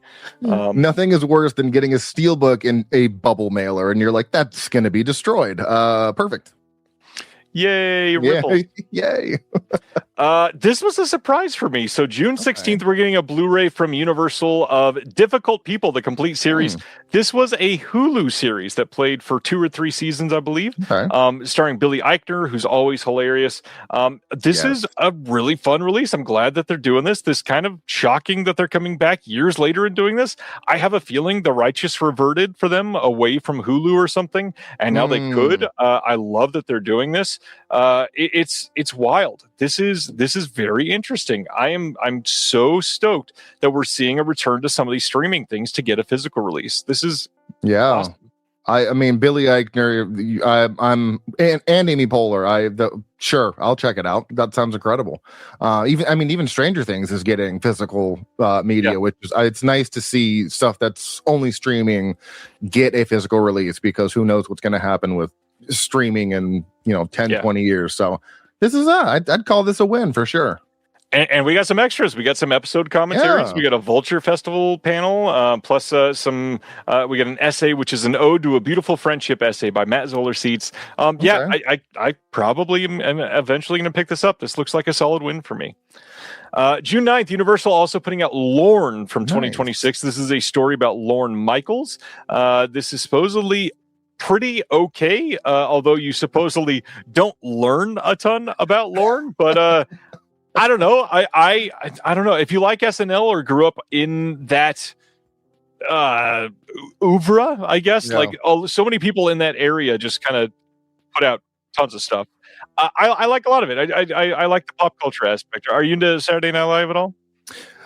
Yeah, I mean, obviously I like I don't really keep up with it now, but the heyday of Chris Farley and Sandler and all that stuff. Like, I have the best of so many SNLs that I watch. But yeah, I remember hearing about this one. I think I got a screener from Pixel Scene. I just didn't have time to get around to it, but I do want to check it out. I think it had like one showing at my theater, and I couldn't make it out. So I get it. Killer Alley. Oh, interesting. What that guy just commented. Yes.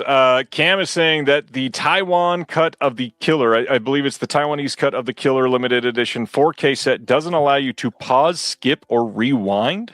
Ooh, it's advised to contact Arrow. I will check that out as soon as I get mine. Okay. Interesting. All right. The very first time of this indie upstart film called The Evil Dead finally coming to physical media, July 7th, we are getting a 4K steelbook from Sony Pictures for the first time ever of 1981's The Evil Dead.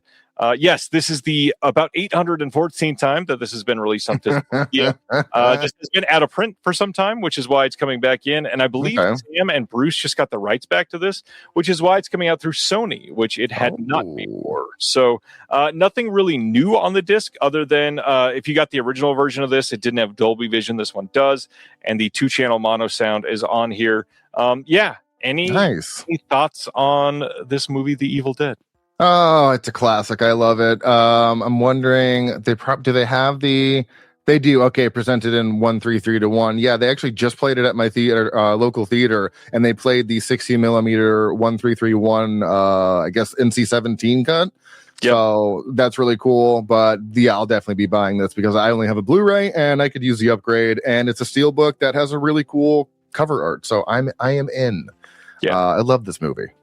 Yeah, this is pretty great cover art. Digging this for sure. Is the English 5.1, is that new? Is that a new sound mix? The 5.1 is not a new sound mix, I don't believe. Okay. Yeah. Couldn't remember. Let's talk about Umbrella. Austin, are you an Umbrella fan? I love Umbrella. This is so expensive. I don't have the money. It's like even the cheap ones, like $155. I want it. It's $165. It's even worse. No, I really want this. I love Umbrella. I buy a lot of their stuff, especially their box sets. I don't think I'm gonna make this one just because of the price. And we've had a lot of house issues, but it is an incredible release for sure to get all of them on 4K, and you get a VHS with the fancier bundle. So hell yeah. So yes, absolutely. August 26th, Umbrella in Australia is releasing a 4K set of all of the Hatchet films, all 4, including Victor Crowley. If you buy the more expensive bundle, you also get a VHS of the first film. All 4 films are all uncut. All of them have Dolby Vision. All of them are going to have brand new extras. They've got this ongoing documentary with tons of new interviews with everybody. I adore the series. I know a lot of people didn't seem to love it, but I feel like this is a modern classic that doesn't get enough, not even just like not enough love. I don't think it gets enough credit for doing things, which it really should. I kind of think Kane Hodder is incredible in this. The creature they made for Victor Crowley is amazing. The setting is new and exciting and so well done. Adam Green is just a fun director. I really want all 4 of these in 4K with new extras because I love these. Mm-hmm. I do not want to pay $165 for the set, which it is. And then if you buy the one with the VHS, it's $195. This is crazy. And I got to be honest, just for 4K and a little bit of new extras, when you can get all 4 of them on a Blu-ray steelbook for $40, that is a massive uptick in cost. I mean, granted, they're not 4K, but the Full Moon Frights that they're putting out, I think the collector's edition was like $90, and that's 4 movies. $165 is a little steep. I'm wondering though, because they do this every now and again, where they'll put out these collector's editions, and then eventually, like the Terrifier movies, they only had bundles, and then they started selling them individually without all the extra, stripped down. So maybe they'll do that. I would like to see that because really I just want the movies. I don't need all the extras. If they could do like a $90 version or something, because $165 is very steep for 4 movies. Yeah, but maybe one day. Maybe one day. That being said, they will absolutely, I shouldn't say absolutely, they will most likely be putting out just a solid 4K set without the hard box, without the booklets, without all that other stuff, and it will likely only be like $100. Yeah, that's what I'm hoping for. I'll wait for that because this is a little much. Even that's too expensive though. Yeah, it's still a little pricey. Did they have a new? New 4K Dolby Vision. Okay, I wasn't sure if they had any new sound mixes or anything. Probably not. I don't believe there is any new sound. No. A lot of new features though. Wow. Yeah, good stuff. Lots of new features. Stuff.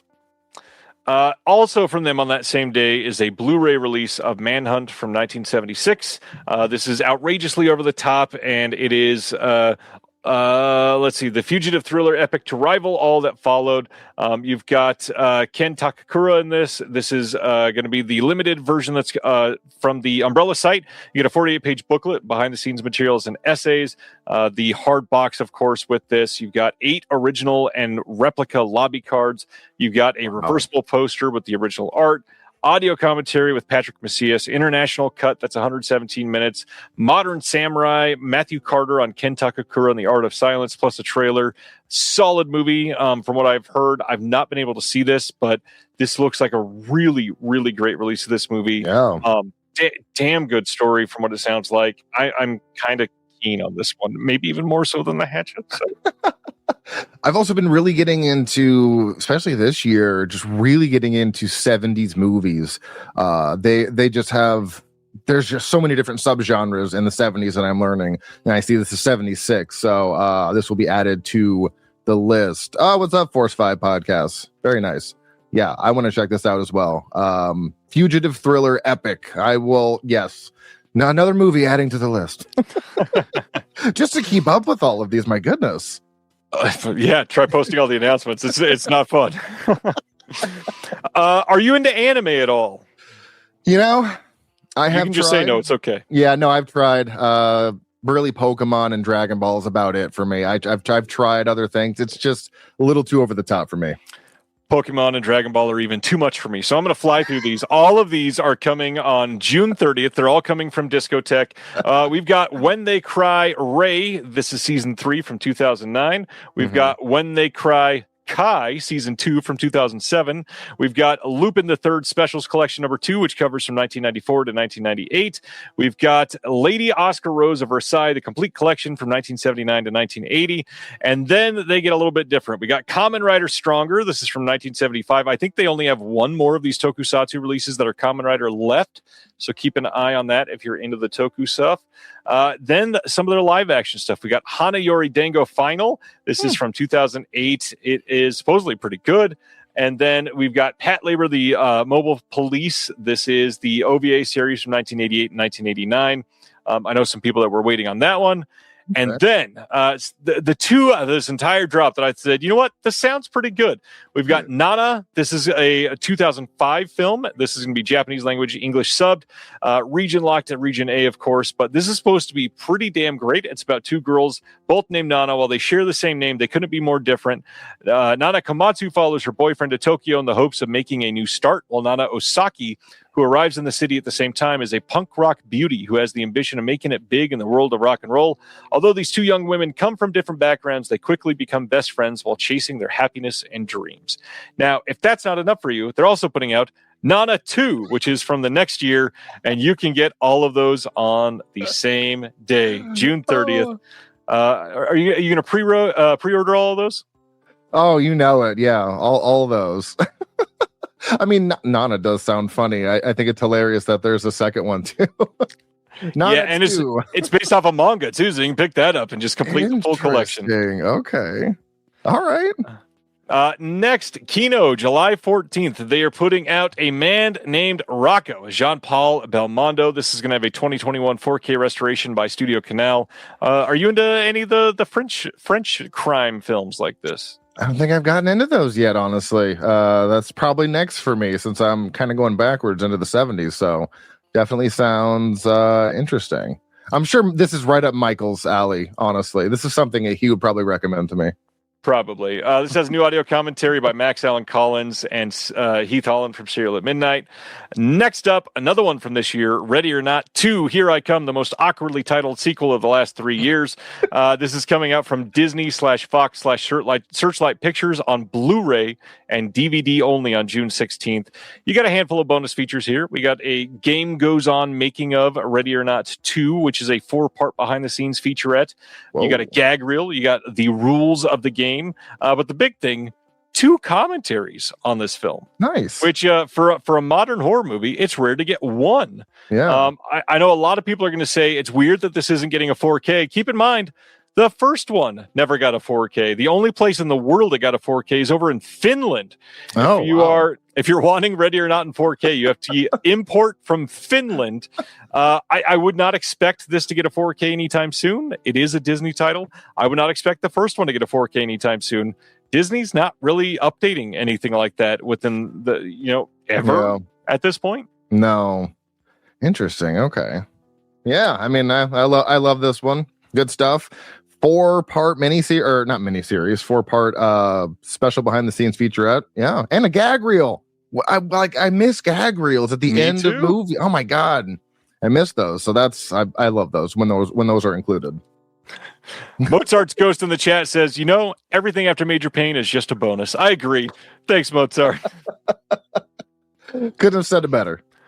Oh my goodness. This one was exciting for a moment today and then a little less exciting. June 30th, we are getting a 4K Blu-ray CD Steelbook from Blue Underground, which is of Fire and Ice from Ralph Bakshi from 1983. Now, the hard part here is not only is this disappointing to me that it's only available in the Steelbook, but it's also an MVD website exclusive. You cannot get this anywhere else. And they did say in a response on Facebook that they are not planning to put this out in just an Amaray case. So if you want Fire and Ice on 4K, you have to buy the Steelbook. Now, good film in a lot of people's minds. It's nowhere near my favorite Bakshi. In fact, one of my least favorite Bakshis. But I do want to see the 4K. That's the hard part. But a Steelbook from Blue Underground? What are we doing? Have they done a Steelbook? No. That's what I thought. I couldn't remember a time they'd released one. That's a decision. That's for sure. Huh. Okay. Not only a Steelbook for the first time, also an MVD website exclusive. MVD, who historically does not ship all that well. Yeah. Interesting. Okay. Yes. No, I don't so know this what to one, think about that. we've got Dolby Atmos on here. We've got UHD 4K, of course. We got this in widescreen. We got an audio commentary with Ralph Bakshi that's not new, obviously. We've got a new piece, the Frank Farzetta Legacy with Sarah Farzetta. We got a new piece, Frank Farzetta's Fire and Ice with Robert Rodriguez for this one. Some other archival extras, and then a new poster and stills gallery, plus a bonus Fire and Ice original motion picture soundtrack CD. However, if you want the there's a bonus documentary that came on the old DVD that is not on this disc, and it was on the old Blue Underground release of this, and everything sucks about that. Like, we can't even upgrade and retain everything unless you retain the old release. Wow. I wonder what happened here. I mean, honestly, all I have is questions. Yes, it's Frazetta. Sorry, Stan. I'm reading quickly. I'm trying to read comments and look at it at the same time. I'm sorry. Yes, Fire and Ice. Odd that this is a website exclusive. Odd that it's $60. Odd that this is the only way to get it. $60. Ooh. Good gosh. Ooh, man. These Steelbooks $60 plus shipping. Oh, God. Steelbooks are getting outrageous for 50 and $60. Come on. Holy cow. Yeah, wow. I mean, the art on this looks great. Believe me, yeah. I bet this Steelbook is going to be amazing. But $60. Yeah, that's a lot. Too much. Pass. June 30th, we are getting a 4K Blu-ray and DVD in the UK from Dazzler Media of Half Man from 2026. This is from Richard Gadd, the creator of Baby Reindeer. And this has in it Jamie Bell, who supposedly is pretty good in this. This is a 2-disc set. And I don't know anything else about this. Have you even heard about this? I have not even heard about this one. Join the team. Next up, all right. Hammer, releasing soon, is going to be putting out a 4K and Blu-ray dual format release of X the Unknown. This is going to be one of their big black linen boxes that they've been doing, which are massive.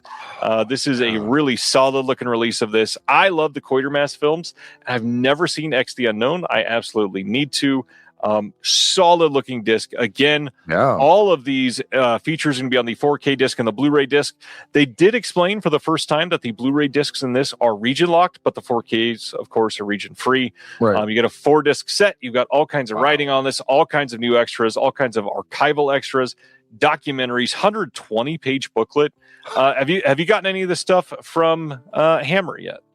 No, I haven't gotten anything directly from Hammer, but I will have to check this out because this is one that's been on my list for quite some time, and yeah, I might have to pick this up. Okay, I'm glad to see Hammer still doing stuff. Look at them go! I love it. Cute little Hammer. Keep up the good work, pal. Going. Oh yeah, I mean, Let Me In was a Hammer film, which when I put that on before watching Let the Right One In, I was like, what the I didn't realize that was a Hammer film. So yeah, keep going, Hammer. I'll have to go to their website and poke around there. That is it for announcements for this week, but let's go to this other tab to talk about what's coming out next week. In case you forgot, releasing tomorrow, I'm only going to highlight one thing, and that is Endless Ecstasy Volume 1 from the Ultra Flesh Archives.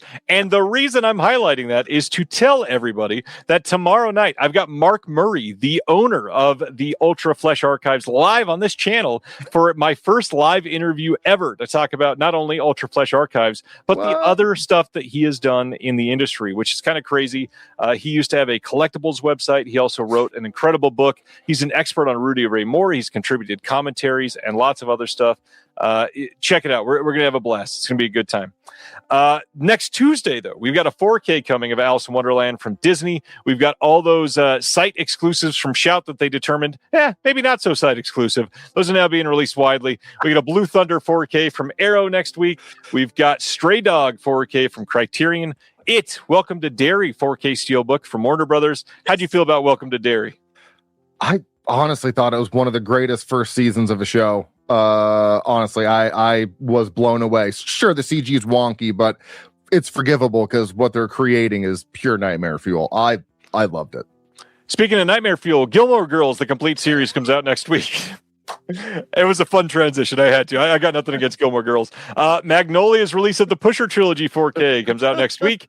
GI Samurai from Arrow next week. The Wuthering Heights 4K that came out this year will be out on disc. Goat on 4K from this year will be there. Top Gun 4K Steelbook getting released because that's a brand new to physical media. Wow. It's not. I know. It's 800 times, and that's just since last Tuesday. Girls on 4K from Cult Epics. The Blue Thunder complete series to match that Arrow 4K. We've got Luc Besson's Dracula if you want something else to skip due to pedophiles. We've got It Came from Outer Space on 4K Steelbook. Shoestring Slashers Volume 2 from TerraVision should be shipping soon. We've got Death of a Gunfighter from Kino. 90s Nightmares Volume 1 is going to be shipping here soon from TerraVision. The Garden of Eden from Flicker Alley. We've got Obex from Oscilloscope, which I showed earlier. You can get that. Mistress Dispeller from Oscilloscope as well. Conversation Piece from the Raro Video Collection. We've got Charlie XCX Alone Together. White Zombie from Filmmasters, which you showed earlier. And Youngblood, if you're into that. Anything else that you got coming from next week? I don't think so. I know I'm going to get the Terror Within double feature because I have the first one, but I didn't even know there was a second one. So, yes. Some good stuff coming out.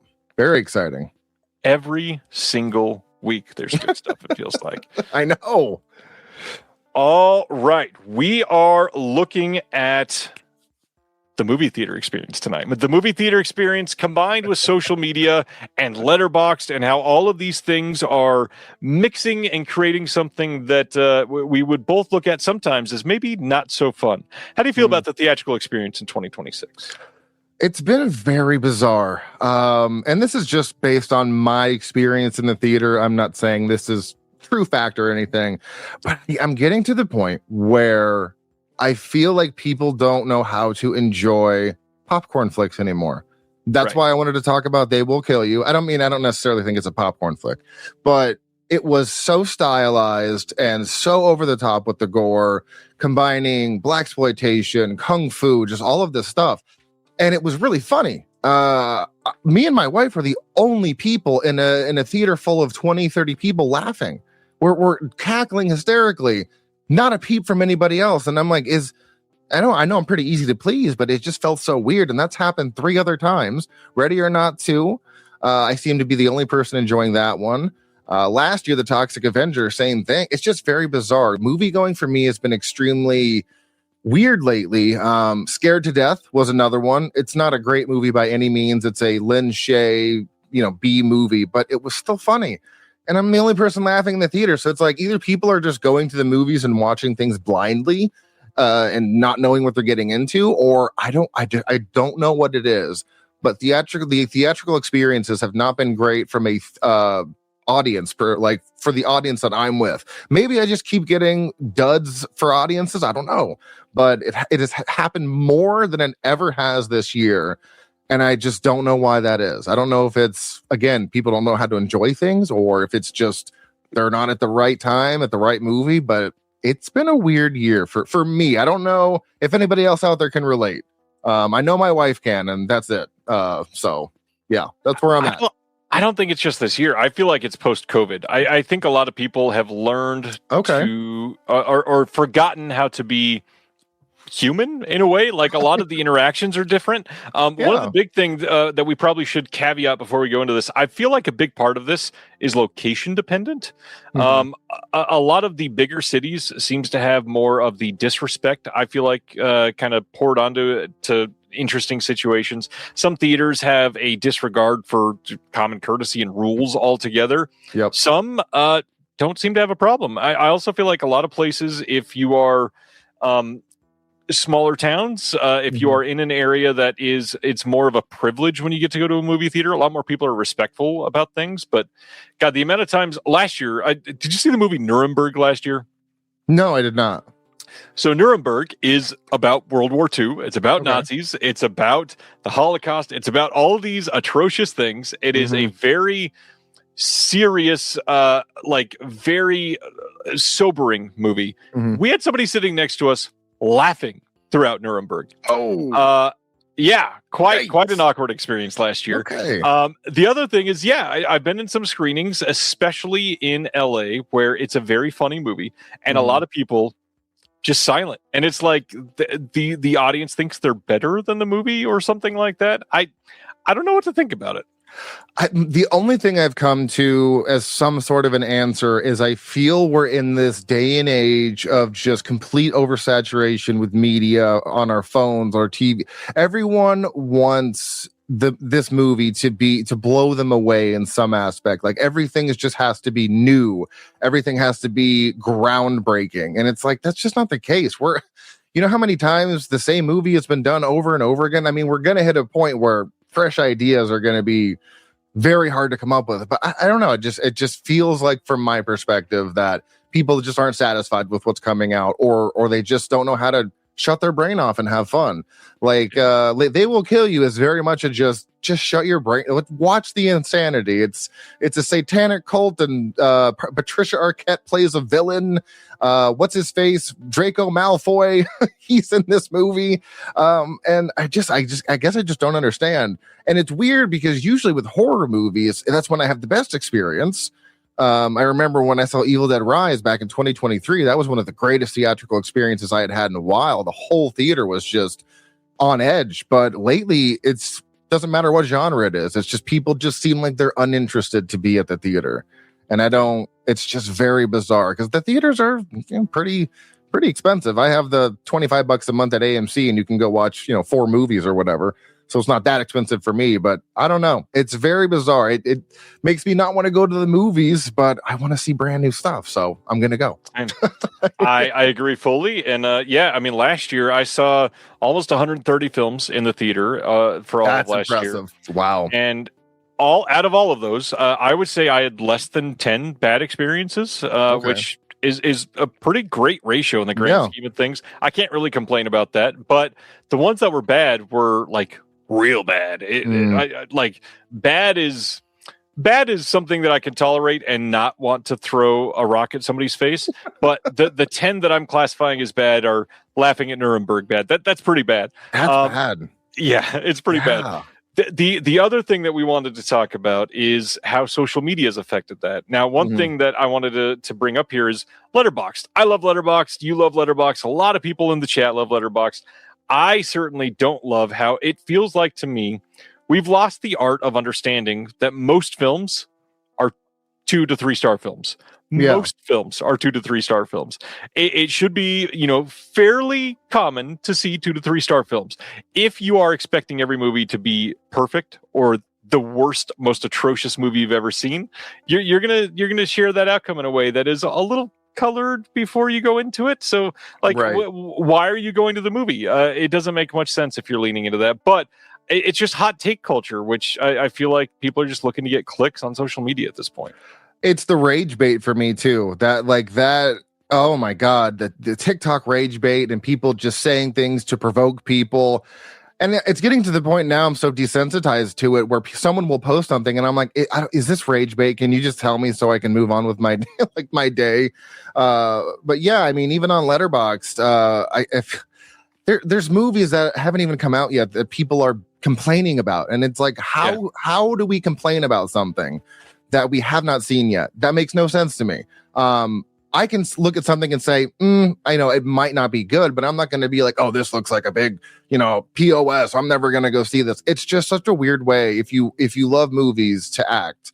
I love movies and I want to go into every movie expecting to enjoy it. And obviously that's not going to happen, which is fine. But I just feel like there's people out there that just say they like movies, but then they just end up dumping all over them for whatever reason. And it's very apparent on social media. I mean, anytime somebody shares like their favorite, their Halloween rankings or whatever, everybody in the comments, this is a dumb list. Oh, this is stupid. Oh, you're so wrong. It's their opinion. That's just the thing. People are too comfortable being complete jerks online for no reason. Like if I see someone's Halloween rating and I'm like, that's interesting. I'm like, what makes you put this one up at number 1 and number 2 or something like that? I try to engage with them rather than saying this is a shit list, because it's not my list at the end of the day. So social media has just become so toxic in the horror community, which usually is a very, we're a very clicked in group usually, except on social media. So, well, even then, I mean, the whole point of something like a list like that should be discussion. And I think a lot of the things that people have lost is the ability to respond in a way that's not just you're wrong, I'm right. And so much of our lives is that. I mean, politics is that. Religion is turned into that. Yep. Movie taste is that.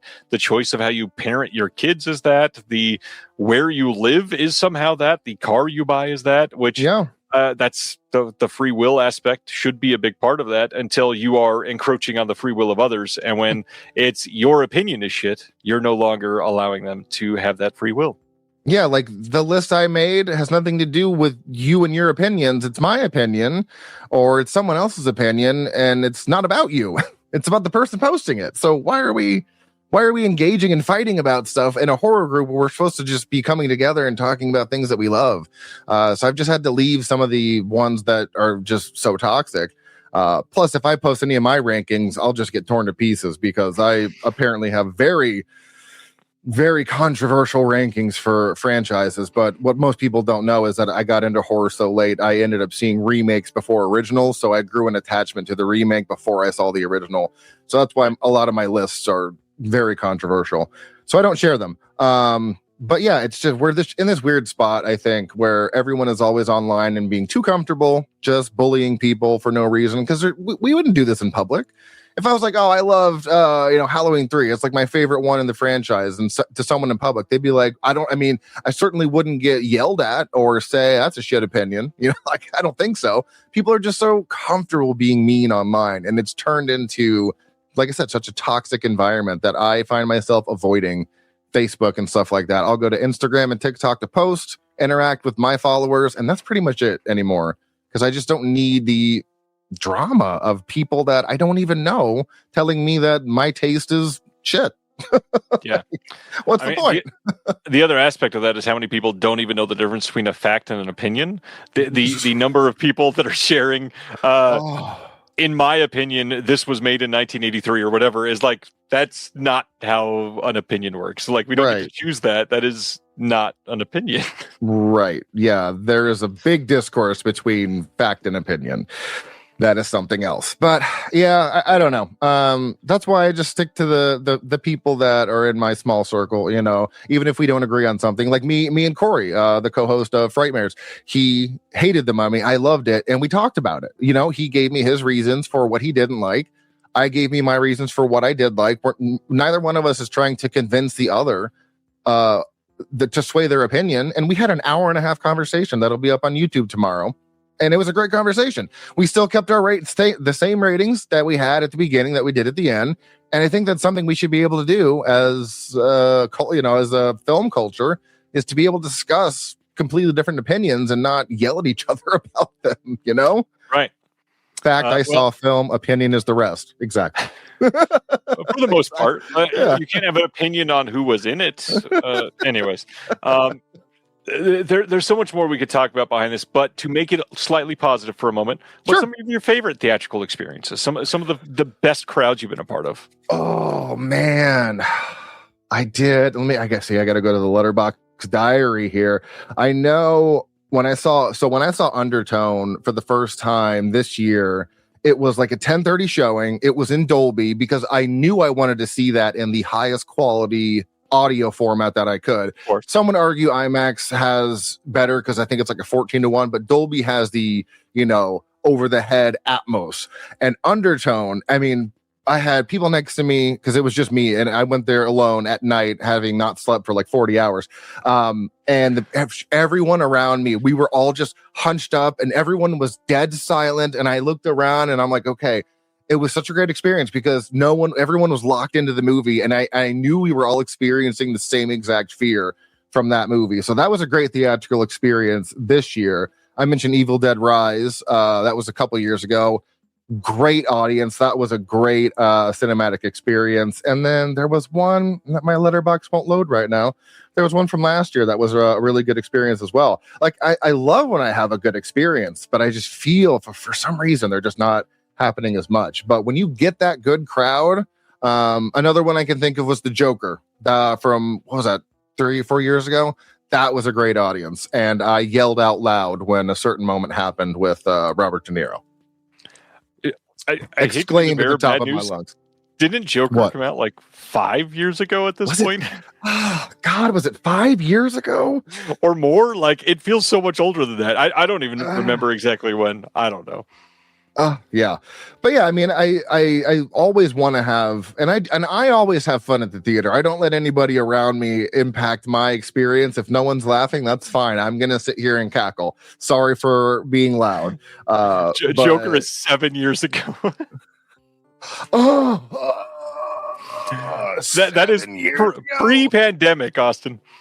Whoa. You know what I do miss, though, is when theaters came back after the pandemic. At least my theater, they had where you pick a seat and then they block out the seats next to you. That was like prime time for movies. I love that. What about you? I know you said you went to 130 last year. Any notable ones for you? Last year was great. There was a handful that were amazing. I really loved, there was one screening of Sentimental Value that I went to last year. Loved the movie. Okay. And the best part is afterwards, we were just sitting there kind of like floored by what we just saw. And there was a couple sitting next to me, and they were like, man, the crowds here were so nice. And they looked over, and we were just still sitting there, and we just started talking. And it's these people that I'd never met before. And we just sat there and discussed the film, discussed what we liked. We both laughed that they showed Irreversible on the DVD cover and all that stuff. It was a really great time just to see like we're both, interacting like that. That being said, twice in the last 3 months, I've been able to go to film festivals. And I got to say, since it's coming out soon, I kind of wanted to give a shout out to the movie The Furious, which is coming out from Lionsgate, I think, at the end of May. It's this Asian action movie that's over the top gory, that's amazing. It's this beautiful revenge movie. And as a festival crowd, the amount of like that you hear 95 people shouting at the same time, and people are like, oh shit. It was just like the buzz coming out of everything was huge. Everybody's happy. Everybody's cringing at the right time. Everybody's laughing. Everybody's just excited to feel that murmur growing as the movie keeps getting better and better. It's a blast. Please go check out The Furious, and hopefully it does well, because man, that is a great crowd pleaser movie. People are going to love that one. Yeah, that trailer had me all in. When my wife actually found that one, she showed it to me. I was like, oh, whenever this comes to theaters, we got to go check that out because it looks great. I'm trying to think of the other one I had. There was a couple more I can remember. I think they were from 2025. Oh, yeah. 28 Years Later was one of the greatest experiences last year for me. I know that one's pretty divided. It seems people like Bone Temple more, but saw that one in Dolby as well. Crowd was just so into it. Weapons was another one. Saw that one in IMAX, and everyone was just locked into that movie. And then Sinners, of course, another great crowd. Last year was definitely some really good crowds and some really solid movies as well. I think that's it that I can remember. Oh, and then The Monkey. A lot of people. We had a good crew, a good group for The Monkey, and we were all laughing during that movie. So yeah, I definitely have a lot of positive experiences, and I hope to continue to have more. So yeah, that's kind of where I'm at with the culture. So to ask on that, is the theatrical experience fucked? Like, is this, or is it gone? Is there a point where we can come back to this? How do you feel? I went to visit my Michael, name dropping him again, in Wisconsin, and he took me to the Oriental Theater, which is a historic theater. And there, it was just such a different experience. Nobody was on their phone. Nobody said a word. It was the most polite group of people. And we saw two movies there. We saw No Other Choice, Park Chan-wook, and The Testament of An Lee on 70 millimeter. And I think it really is. It goes back to what you said. Where you are, I think, is a big factor in that. I'm in Orlando, just outside of Orlando. Florida as a whole. Land of class. No, that's what it's known for. It's just not the greatest. And I think that also weighs into it. We go to the theater in Altamont, which is outside of, it's definitely a, I wouldn't say classy, but it's not as crazy as Orlando gets. So I really do think location has a lot to do with it. But I don't know. I think I might have to start going to some smaller theaters like the Enzion, because people that are going to the Enzion are going there because they want to see that movie. They do throwback movies. They do a lot of 35 millimeter prints. But it seems like AMC's, at least, I don't know, for me, it just might be, they might be fucked. I don't know.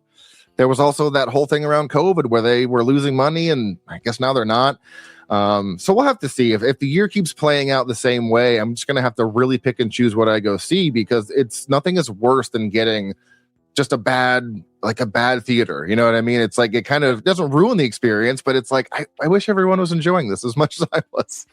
So as somebody deeply invested in this, literally running a distribution company that is seeking to put films in theaters all across the world, not just the US, I think we are far from dead. I think the most important thing here right now is the difference in movie theaters, smaller independent cinemas, chains that are respectful and providing a service that other chains are not, theaters that are truly eventizing the cinema is something that I think is going to keep it from failing. Now, the hard part here is now you got to seek that out. It's not as easy as AMC A-List, where you're only paying $23 a month to get 4 films a week, and that's great. And I still have A-List. I got nothing against that. I will promote that as long as I can. Please support it. But I would still, at any night, much rather go to an indie cinema, primarily because people that are there, they want to be there. They're doing this intentionally. If you go to a Cinemark on a Friday night at 9 p.m., the people that are there is because it's date night, and that was inevitable. They knew they wanted to have a date night at the movie theater. There are people there to escape their parents. There are people there to see the brand new Dwayne "The Rock" Johnson, whatever it is. Like they're there for the most mainstream of reasons. If you seek out eventized theater experiences, you'll see things like road shows like we're doing. You're going to find a film where a director is there doing a Q&A. You're going to find films that are not going to make $150 million this year at the box office. They might make $150,000, and that's a huge rollout for them. If you seek out some of these smaller films, you're likely going to have a better experience. And the reality is, fucking Jumanji 3 will be on Netflix in 4 months, and you can watch that. Some of these other smaller films, you'll never get that chance. If you make that the experience that you seek out of the theater, you'll likely have a better time. Well, and I think that's what's important about what you're doing is you're putting out movies that are going to draw an audience because there's definitely a market for that. You know, like Stolen Kingdom sounds so incredible. And when it comes to the Enzion, you bet your ass I'm going to be there. So it is in like 10 days, by the way, check it out. Oh, in 10 days? Oh my God. Okay. 12 days, something like that. Okay. I've been hawking their page for a while, so I'll have to go get tickets before they're sold out. But what you're doing is great because you're bringing things that haven't really had the chance and giving them a chance in a place that I think they will thrive, because putting that at an AMC, it's not going to do anything. There's, 15 other movies there. So bringing them to places who celebrate film and film culture and people that want to be there because they want to be there, I think that's going to be extremely successful. And on the other hand, with AMC is something that my AMC does, which I really love, is on, I think, Fridays and Saturdays after 7 p.m., you have to be accompanied by an adult, which is the greatest rule ever. So unless you're over 18 or don't have an adult, then you cannot get into the movie theater if it's rated R. It's an amazing rule. I still don't go on Fridays and Saturdays because it's a terrible crowd. But it's nice that they're trying to prevent, young little kids from getting in there and raising hell. So that's what I appreciate. But I very much commend what you're doing, and will be whatever you're sending my way down here, like at the Enzion. Yeah, I'll be there. I will be there to support whatever you guys are putting down here.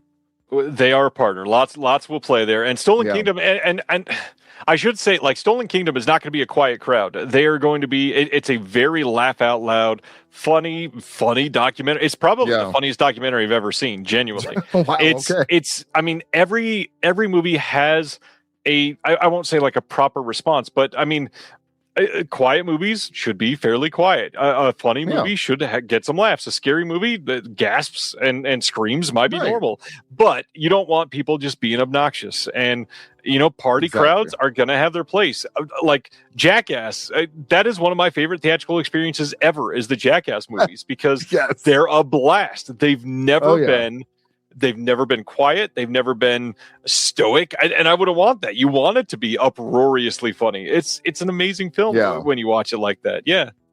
Oh yeah, because because it's all people like us that grew up on that. I don't know what the kids are into nowadays, but I know when I was growing up, it was Jackass, and it's all those millennials that are out there wanting to see it because it gives us nostalgia. Like, these guys are still doing this, and they're like in their 50s, and they're still beating the shit out of each other, and they're doing another one this year, I think, right? Jackass.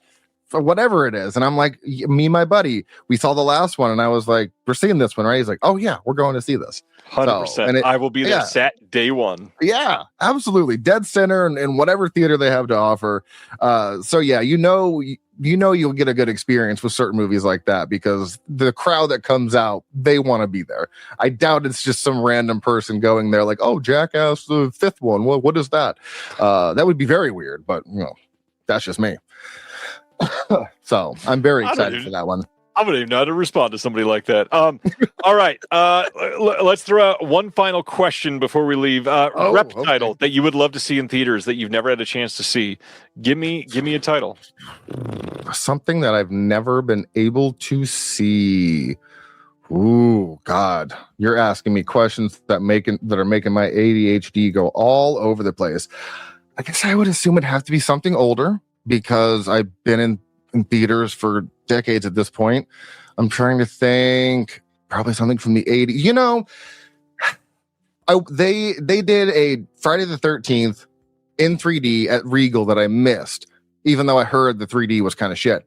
I'd probably want to see, and this is just such a basic answer, because I've seen The Shining, I've seen Reanimator, but I think I would like to see at least one Friday the 13th in theaters. That's the best I'm coming up with right now. I'm sure I'd have a much deeper cut. Chopping Mall would be something I'd love to see in theaters. That'd be fun. That would be fun. I'm trying to just think of some of the deep cut movies I like, but it would definitely have to be something older, something that maybe they've done like a restoration on. Like that's what they did for Reanimator. That was their 40th anniversary, and it was the 4K that they put out for who did that one? Ignite Films. Ignite that's the Films, 4K. Yeah, that's the 4K that they use. So I would definitely have to go with an older movie for sure. So I'm gonna say Chopping Mall, maybe Dream Warriors. That might be fun. All of my movies are mainstream, and I feel like such a basic bitch right now. I know there's something I'm not thinking of, but something like a that. mainstream title too. Okay. I think the one, as I asked that, I knew I had to have an answer. I think the one that I would love to see, which it's not a movie that I don't like, but I also love how there are so many movies that I've seen that have increased my appreciation once I've seen them on a big screen. Now this is going to be odd because this is a movie that I love. I truly do love this movie. However, I think if I were finally able to see Candyman on the big screen, I would put that like maybe into my top 10 or 15 horror of all time because I love that movie. Tony Todd is incredible in that movie. Big screen Candyman sounds incredible. Yeah, I could go for that. Were you a fan of the remake? Yeah, I don't know. I think Nia DaCosta did great. Obviously, she pulled it back out for this 28 years later sequel. Yep. I don't know why what she does gets hate. I think it's well made. All right, here are two not deeper cuts, but two other movies that I'd love to see. Blowout, Brian De Palma, because the sound design on that is incredible, and I'd also love to see my favorite John Carpenter film, Prince of Darkness.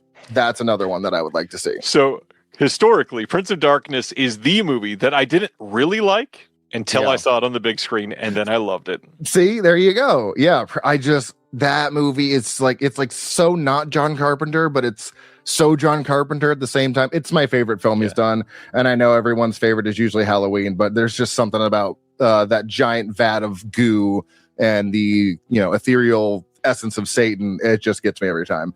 So I'd go with any one of those would be that would be what I pick. And so all those five. Good choices, solid. I would love to see any of those that I haven't again. There's so many of them that I'd love to see for the first time again. Like Jurassic Park would be amazing to see on the big screen for the first time. I love movies, and if you're watching the show, I hope you love movies too. And if you love movies, go check out Frightmares with Austin Proctor. Any other episodes coming up you want to hype up?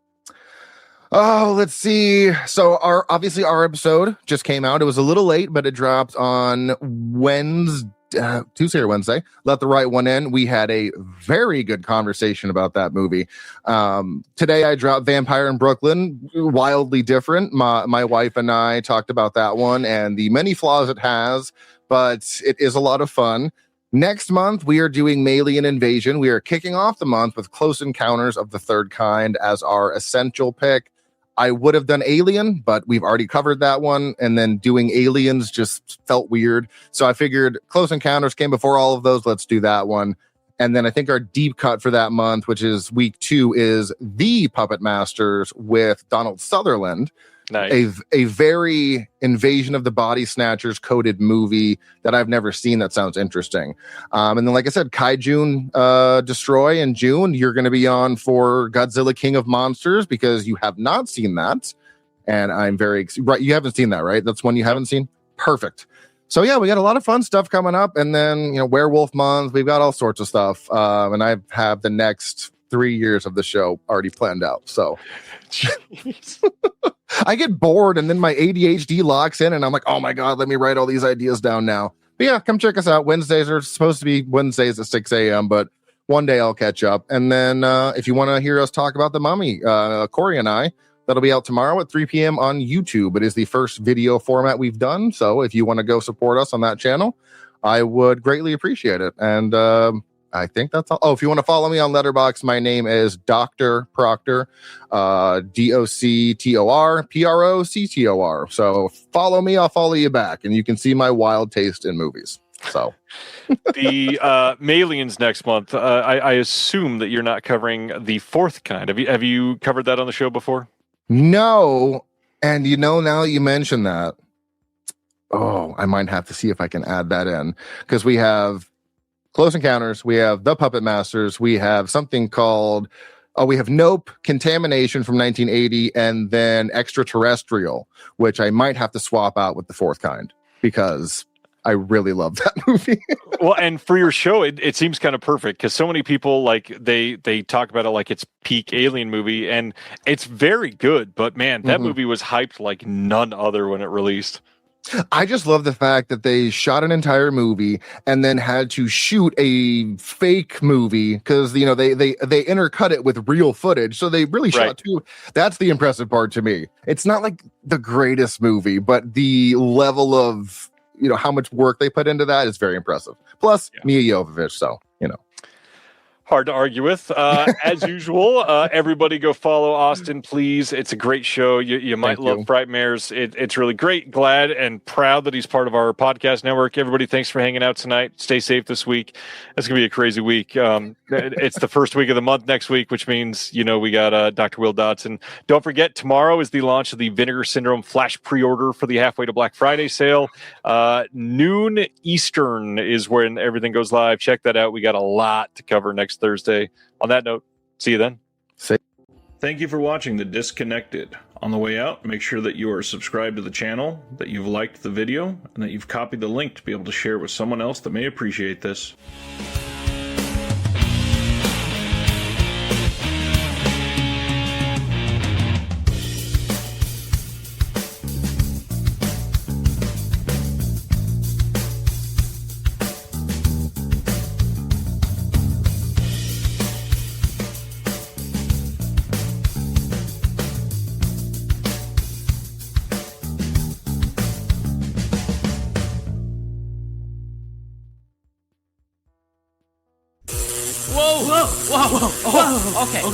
Okay, I'm ready.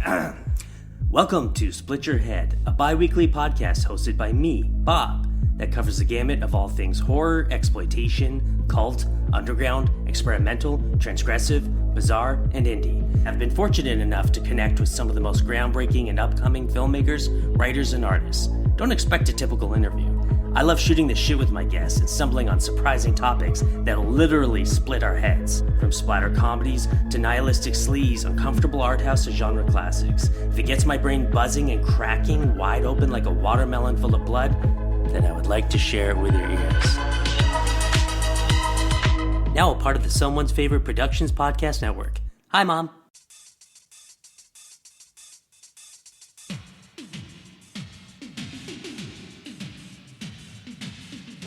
Greetings, welcome to Two in the Pinku podcast. Experience a deep dive into softcore Japanese sexploitation cinema from the 60s up into the present, with an emphasis on sleaze and seduction. We are monthly or bi-weekly, and we're not even bi. Will pink film save our marriage? Find out on Two in the Pinku podcast.